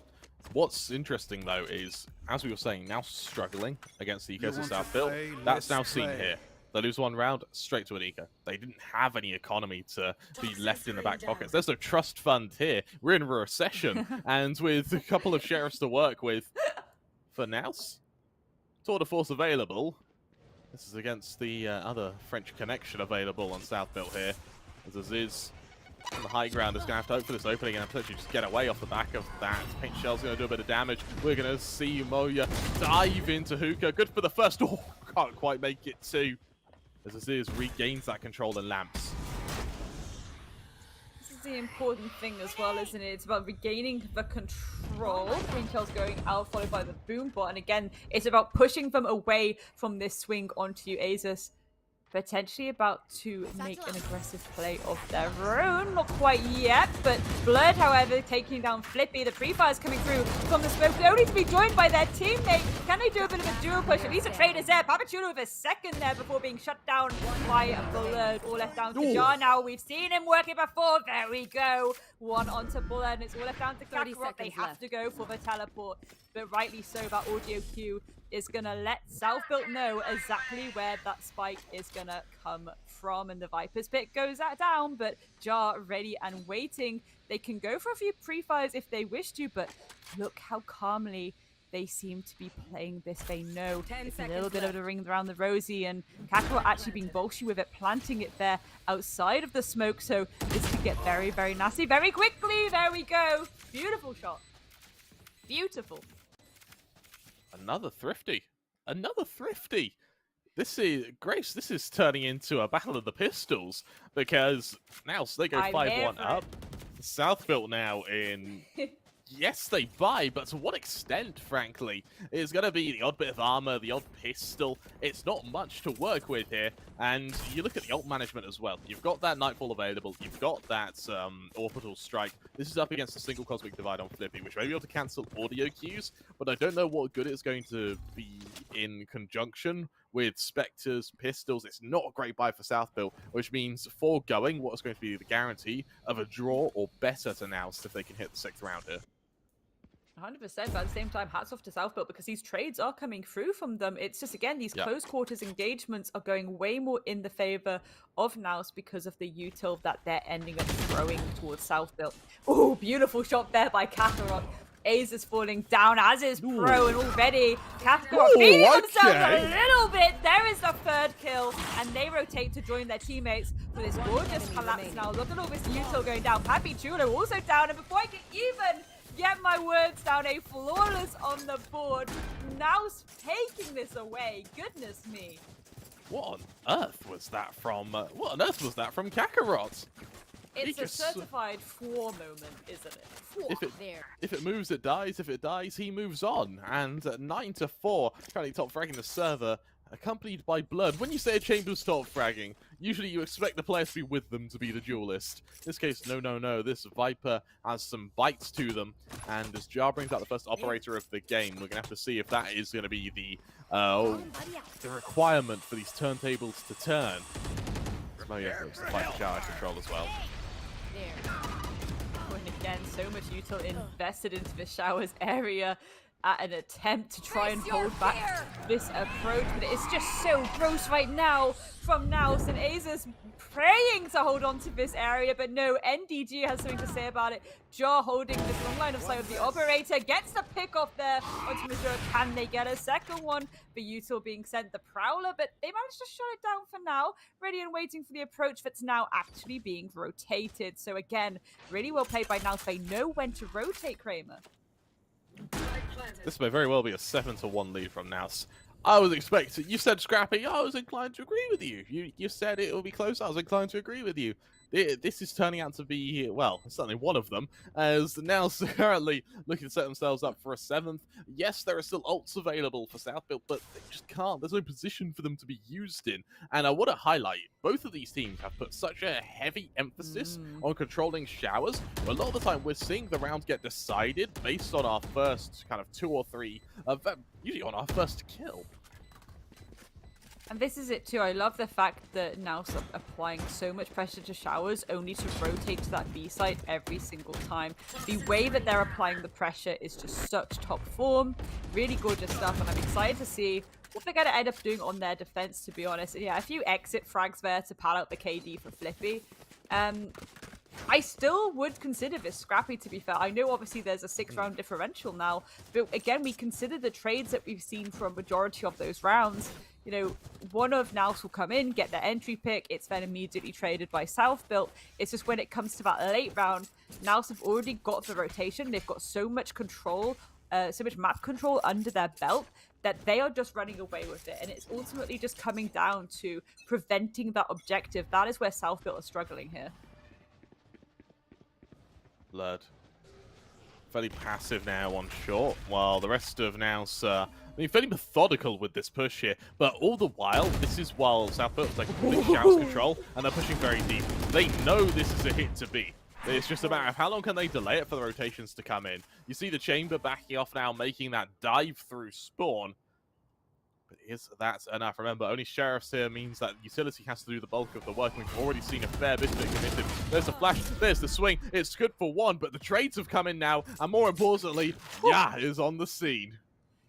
On the scene, indeed. South Built biting back a little bit, and that should set the Jimmy. It's rustling on the side of NAOS. Is the rotation going to start coming through? No, it looks like they might actually continue to commit to this B site, and a little bit of the old bait and switch as South Built have actually nearly fully committed to that A rotation that just hasn't come through. Look at this. Now waiting around this hookah area. They know there's probably at least one player, but look at this Pro. Look how much health they're on. You could tickle him and he'd fall down. They are holding this tight little angle here, but there we go. Major just comes in and cleans up shot, and that spike can be plunked down like it's nobody's business. Absolutely no contention here. Asus trying their best to go for a retake from Hookah, but again, the tiny choke point really putting a dampener in the works here, and wow, NAOS have their number, Kramer. They really do, and now, I like this Cosmic Divide. It's going to allow us to get out, but so what a veil now. One enemy remaining. Ooh. One enemy remaining. Versus one. There we go. Flippy with the free K, actually clutching this out fully for their team. That is massive. That is a big brain. That is a hell of a round there from Flippy. I love that Cosmic Divide. More importantly, the way you see him just dance around it there, gets the first, hops to the other side, gets the second, and then allows his teammates to be the one to get that final kill. Really, really strong round there. And now you look at the ult management. All right, the Cosmic Divide's been used, but as this is about to get a showstopper, Papichuelo has the Nightfall. Over onto NAOS, there is still that Viper's Pit and showstopper. The Viper's Pit for me has been interesting. It's been a bit hit and miss for NAOS over the course of this series, so I want to see if there's a chance for redemption here in these final 3 rounds. 100%. I mean, I certified Viper main. I love a bit of Viper action, to be honest, on the board, but again, we really do love to see the way that these players at this level, I mean, oh my god, dirty, gorgeous shot coming through from Jar there. Kakarot falling nice and early, so we spoke about the Viper plays, but we're not going to see any at least this round. Jar hunting through the smoke, trying to desperately find a line of sight to take more engagements. There we go, they're falling down. As Major, beautiful shot there with the ult taking out Pro. Jar once again hunting for the approach of these attackers. Trying to collapse in now. G and NDG taking down Asus and Jar. Flippy trying to maintain this pressure from the sides as best as possible. You really don't want to see it be done to them, but there we go. Beautiful trade coming through by both Fades here, and Flippy by themselves. A 1 versus 2. What can you do? Well, Major, they can certainly take that dub, and that is yet again NAOS with another round on the board. This is a dominant performance from them, Kramer.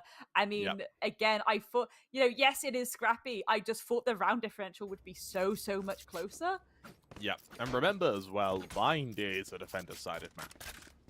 It's not categorically, but it's defender-sided. 7-5s to be expected. 8-4s can be recovered. The fact that if things go badly for South Built, it's a 10-2, that's got to make your hair stand on end. It has. It's a big battle to contest against. With the orb secured, the Tour de Force does come out for South Built here, and may garner them a bit of extra control. But for NAOS, Viper's Pit available. Looks like they're going to try and use it over on this A site. However, because South Built have put such concerted effort for Showers control, NAOS can't risk swinging into them for the time being.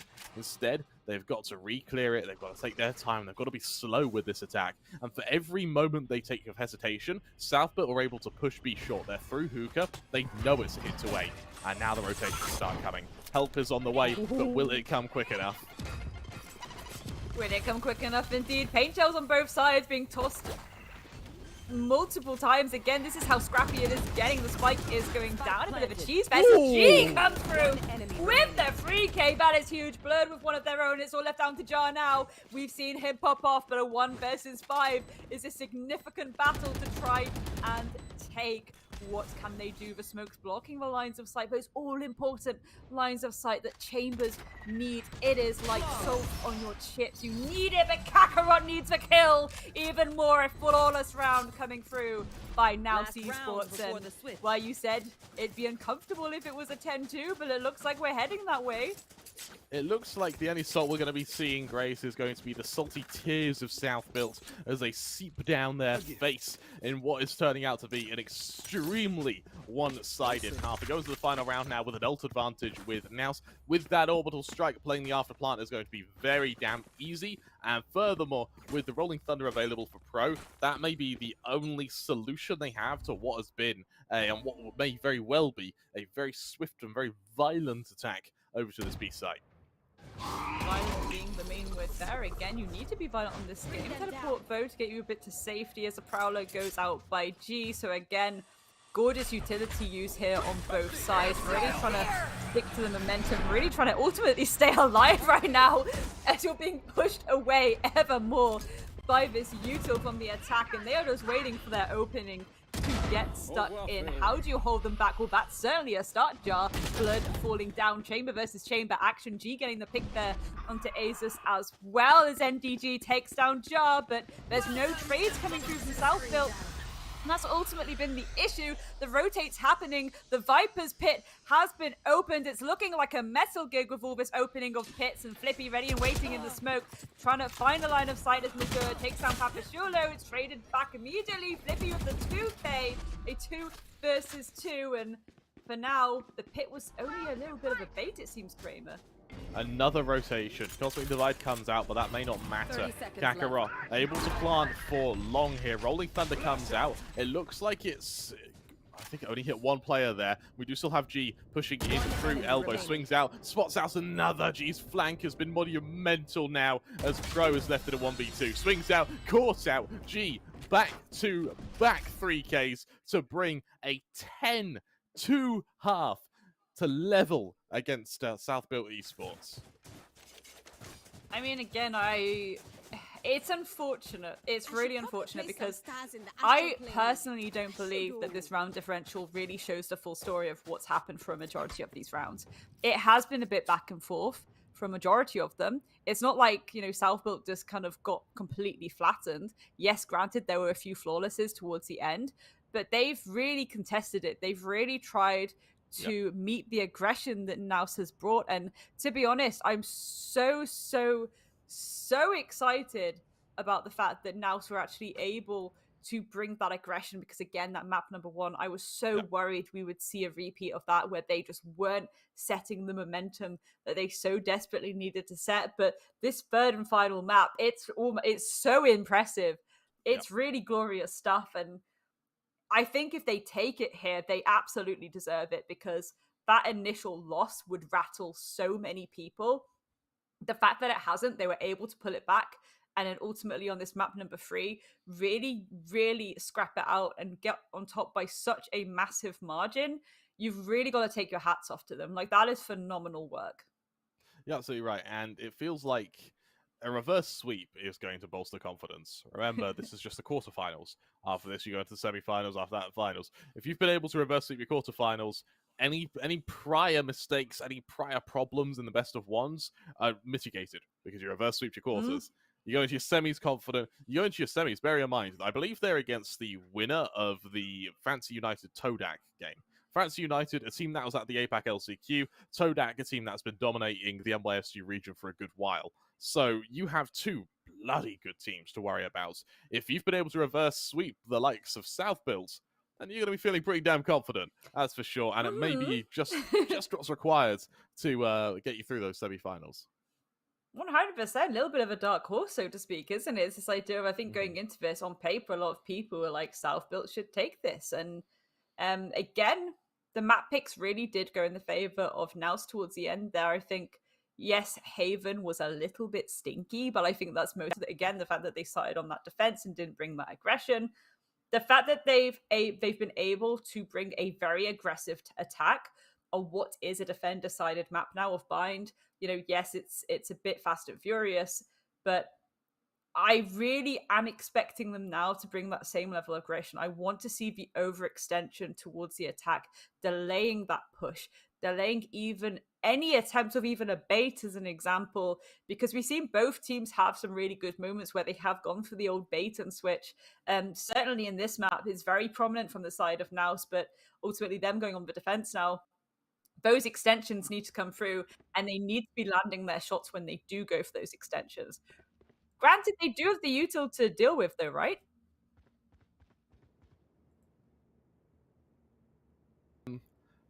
Looking at this, I'm curious to see if there's going to be any change in how Southbuilt has been playing.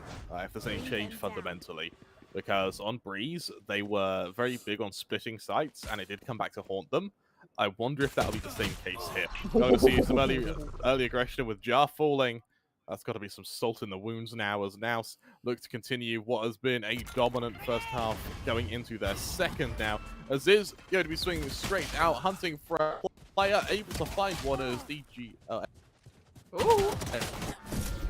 Absolutely, Majeur as well, and it's all left down to two of the players of NAOS now to try and prevent this collapse. And as I say, tiny little choke point. They know the spike is going down. There we go, Blurred getting a beautiful opening engagement there. A second on to Pro, but ultimately Flippy turning around with the 2K to pad out that into a 3K. It is a good start for Southbuilt, especially given that, they are the ones that really have to set the momentum now, because it is a massive journey ahead of them to bring this up to an equalizer. Yep, you're absolutely right. However, it does start with one, right? It starts with your first round. The fact they've been able to win it means they are going into the comfort of the anti-eco. There is a chance for recovery here. Great. I'm saying there's a chance here. Certainly isn't a strong one, but there's a chance. Could be a little bit of copium there, we're not entirely sure. I mean, that was gorgeous by Asus, shutting down that attempt at a little shotty action by NDG. Speaking of which, getting a little bit spicy with it on this the long approach, and moving around a Rosie as a trade comes through there. Majeur and Pro being the casualties of this engagement, and Spike has been picked up by Pappy as they get a little bit of a pick there to open up some breathing room. Ace is getting nice and high up onto this site. That's going to allow them a lot of room to get this spike down. Will Kakarot go for a free fire? No, they will not. The spike is down. It is a post plant. Flippy, aware of the approach there that Kakarot may be trying to take, but Blurred taking down Jar is certainly going to put this bandit in the works. And, well, Aces again. Blurred once again, Kramer, in a 1vx situation. How many times have we seen this? I tell you what, I think it's happening. I'm calling it now. I think there's a comeback. I really do. To be Flippy fair, gets the again, killing blow. The comeback's happening. The comeback's on. Do you know what? I hope so. It would be glorious if we end up on 10-10. Like, that would... I'd take my socks off and throw them out the window in disbelief. Like, genuinely, it would be one of those moments where you're just like, what is actually happening? Southbuilt are 100% bringing the same kind of fire, but now bringing on their own attacks. And that is 100%, as we've seen, how you need to be playing this. You need to go in fast and furious. You need to hit hard before the defense even have a chance to understand where these pushes are coming from. Oh, yeah. As we deploying that boom bot, going to get a bit of early control. As is elsewhere caught out by G. There's the follow-up now. Jar now has to be worried about. It's got an angle through this smoke. G's rotation now past showers could potentially get caught out. He's steady. He has the timing on Jar. 14 HP. The chamber gets the hell out of there. And with that, NAOS now with a man advantage. Sure, their fate is wounded, but as is the opposing chamber, which means this utility usage is going to be all the more important. 100%. Utility is really going to allow the defense to prevent this collapse from coming through. And again, look how much little health Jar is on as well. They are the one with the spike, but once again, breathe on him and he'll fall over. So that could be huge. Again, if you can end up taking that kill and ending the spike in no man's land, that can certainly benefit defense right now.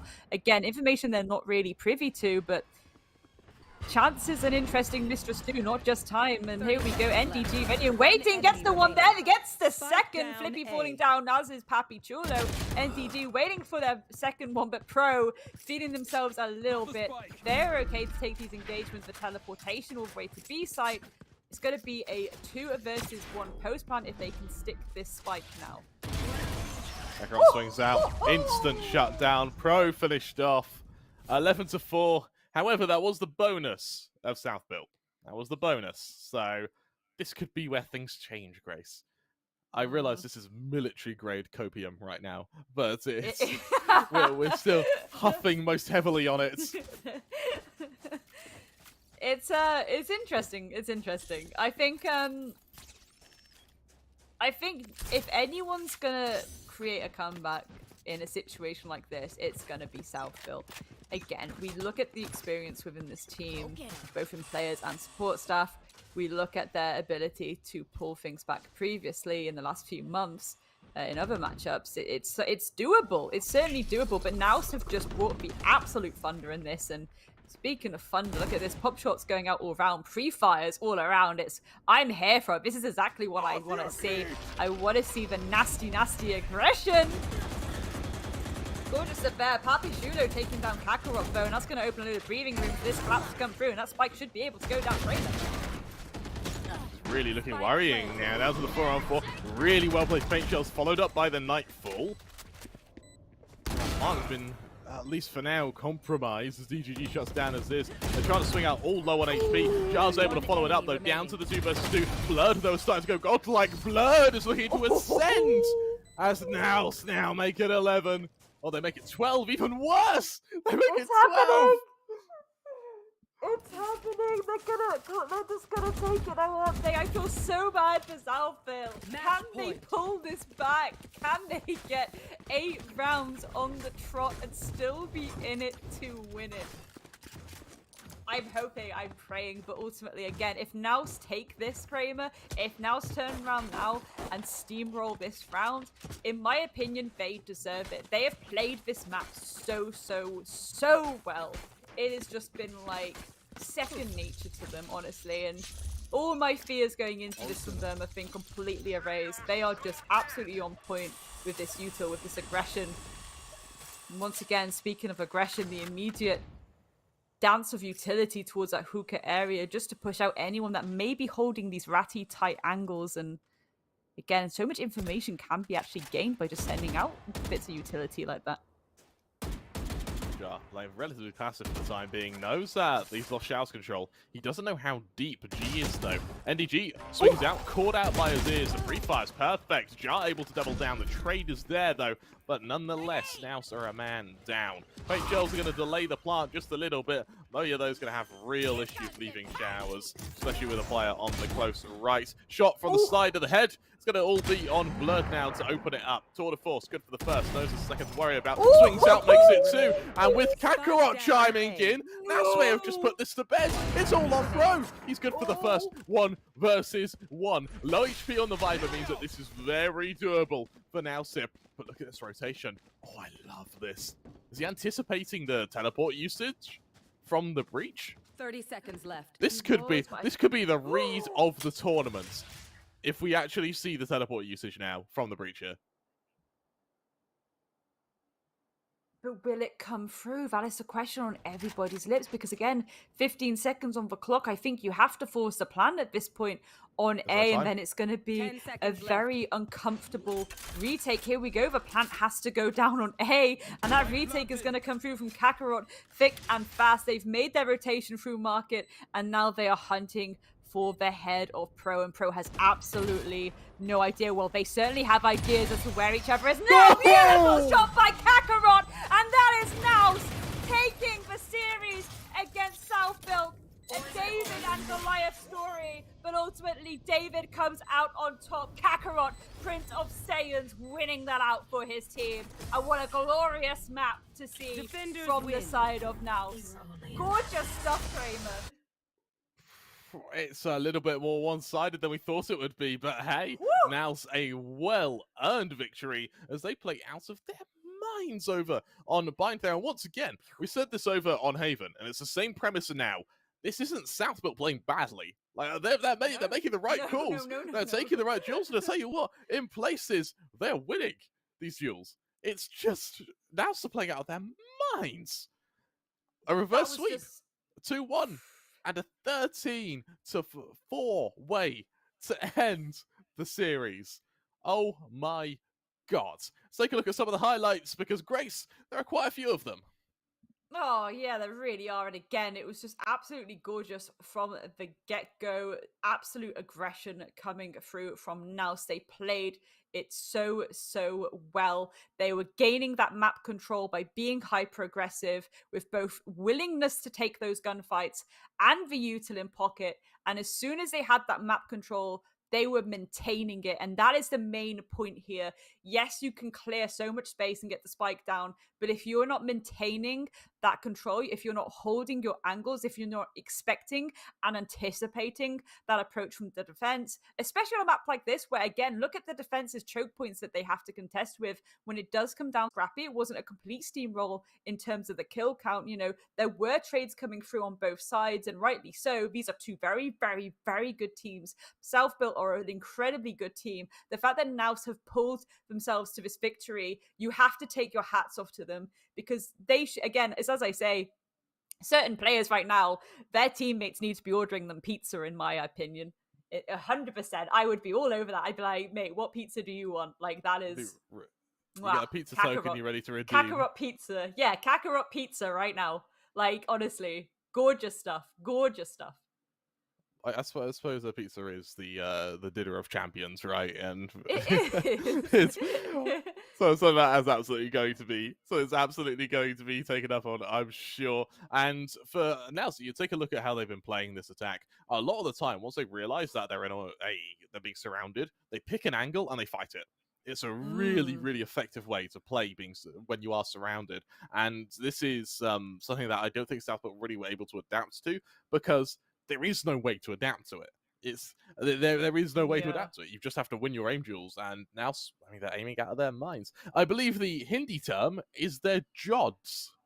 Jods. Maximum jods. Jods amongst men. Jods as we see now. 13-4, man. What a way to end it.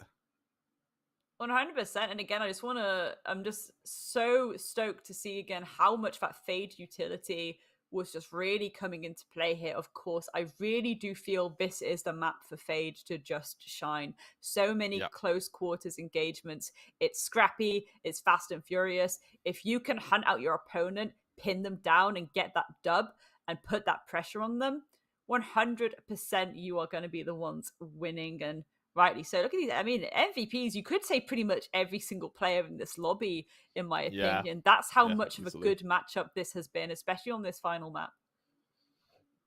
No, you're absolutely right, because they all just played out of their minds. Every single one played out of their minds. However, it is going to be G who takes the MVP for NAOS. I'm actually, I quite like that, to be honest. It's not necessarily the kills, as you see Blurred had more. It's the assists. G set up so many kills that she really did well on that fade. Really damn good game from that fade. And over on Southbuilt, unfortunately, Aziz wasn't quite able to step it up, but Flippy was. Great game from the Astra, and usually the Astra isn't the one you see taking the MVP slot, so I'm glad that, you know, we get that smoker pride in there over on Flippy. 100%. And again, you know, some really nice moments playing around their own util as well, you know. Again, when it does come to these close quarter and scrappy engagements, if you can cut off lines of sight, it's still going to benefit you.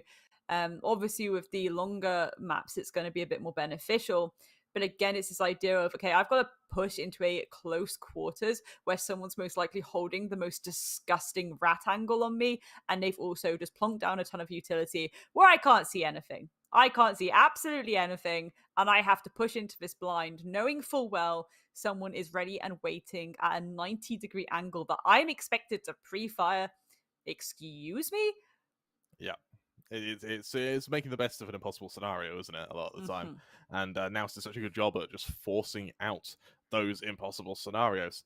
Absolutely phenomenal job from them as they will progress into the semi-finals, where they will be playing against, I believe, the winner of Fancy United versus Todak. Now that game isn't going to be till tomorrow. In fact, I believe we may be casting that game, so we get to see just how good they really are. We're going to see, of course, the map results. We get to see the journey that NAOS are able to craft over the course of the last couple of hours. Of course, Haven, a 13-2 defeat, sent them reeling, but only for a mere few moments, as they were able to return on Breeze, making a 13-7 return to the series before going to Bind, just getting stronger and stronger by ending it with a 13-4 statement.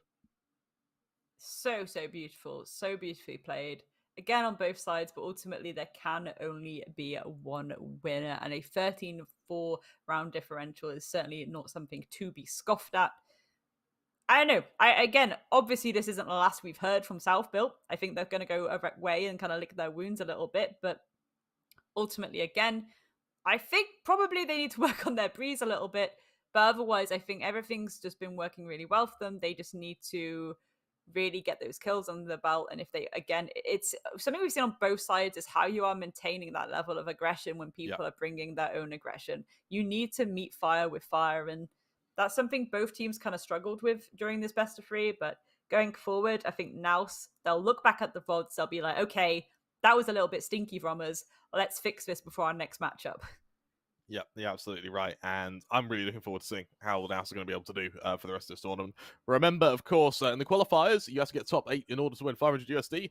We're in the quarterfinals. Everyone was able to receive 500 USD, including both NAOS and South Built Esports. So they're not going away empty-handed. However, with there being no lower brackets, that'll be South Built Esports out of the tournament, eliminated to join the likes of Team NKT, RRQ, Equinox, and even Full Sense, Made in Thailand, Cerberus. Some of the best teams in APAC haven't made it through this bracket, so being able to make it to the quarterfinals is certainly an achievement, and there's no taking away from that. 100%, and it's as I said earlier, like, you want upsets to happen. The fact that upsets are happening shows the strength of the APAC scene. It shows the strength of the APAC community, people constantly pushing to be better and better. Upsets need to happen to show us that this is a good region, and well, as we've just witnessed, it certainly is. So I am so excited for the rest of this season. It is going to be... We're going to have a small announcement before we end it here. The South Asian qualifiers will be at 6 p.m. 6 p.m. I don't know what time zone, so 6 p.m. anywhere in the world at some point. IST, there we go. South Asian qualifiers will be at 6 p.m. IST. It's just 6 p.m. somewhere in the world, right? 6 p.m. IST will be when the South Asian qualifiers will be featuring, I believe, on this channel as well. So be sure to subscribe if you want to know when we next go live. I've been your caster, Kramer3. I've been joined by the amazing Grace. We're going to hand you over to, I believe, Elika and Kavya, two extremely talented casters, certainly better than I am. So you can look forward to that, of course, in just a moment. Until then, though, enjoy the brief break, grab a snack, because the South Asian games are going to be absolute bangers. And trust me, you don't want to miss them. We'll be on at the same time tomorrow, though. So until then, we'll see you in the next one. Bye-bye.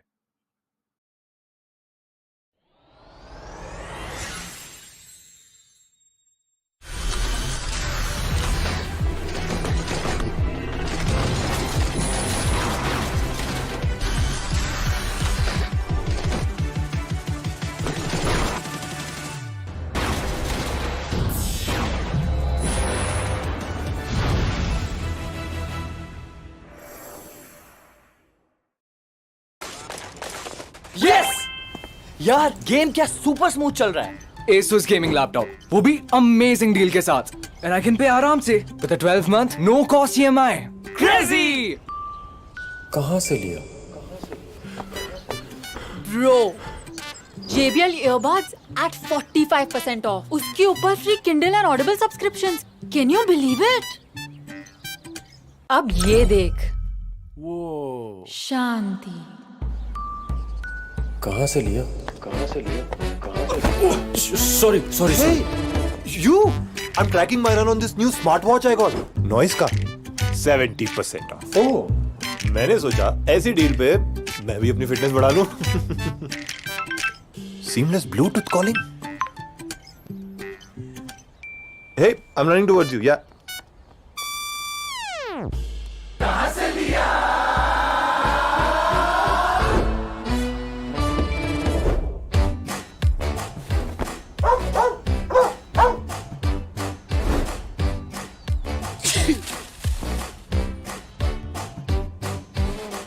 ये देख, I just got this Intel Evo laptop in exchange for my old one. 20,000 बच गए बस 99 rupees में extended warranty plus 20% off भी मिल गया. Pretty sweet deal, right? Totally feel you, bro. This iPad was always on my wish list. Got the latest one at a great deal and saved $8,000 in exchange for my old phone. Hey, what's up? सबको इतनी बढ़िया deals मिल रही हैं। ये सब कहाँ से लिया? Amazon से लिया. Amazon Great Indian Festival से Amazon Great Indian Festival पर मिलेंगे इलेक्ट्रॉनिक्स पर जबरदस्त deals, no cost EMI, exchange offer और सेम डे डिलीवरी। अब इंडिया बोलेगा Amazon से लिया। Amazon से लिया, Amazon से लिया, Amazon से लिया।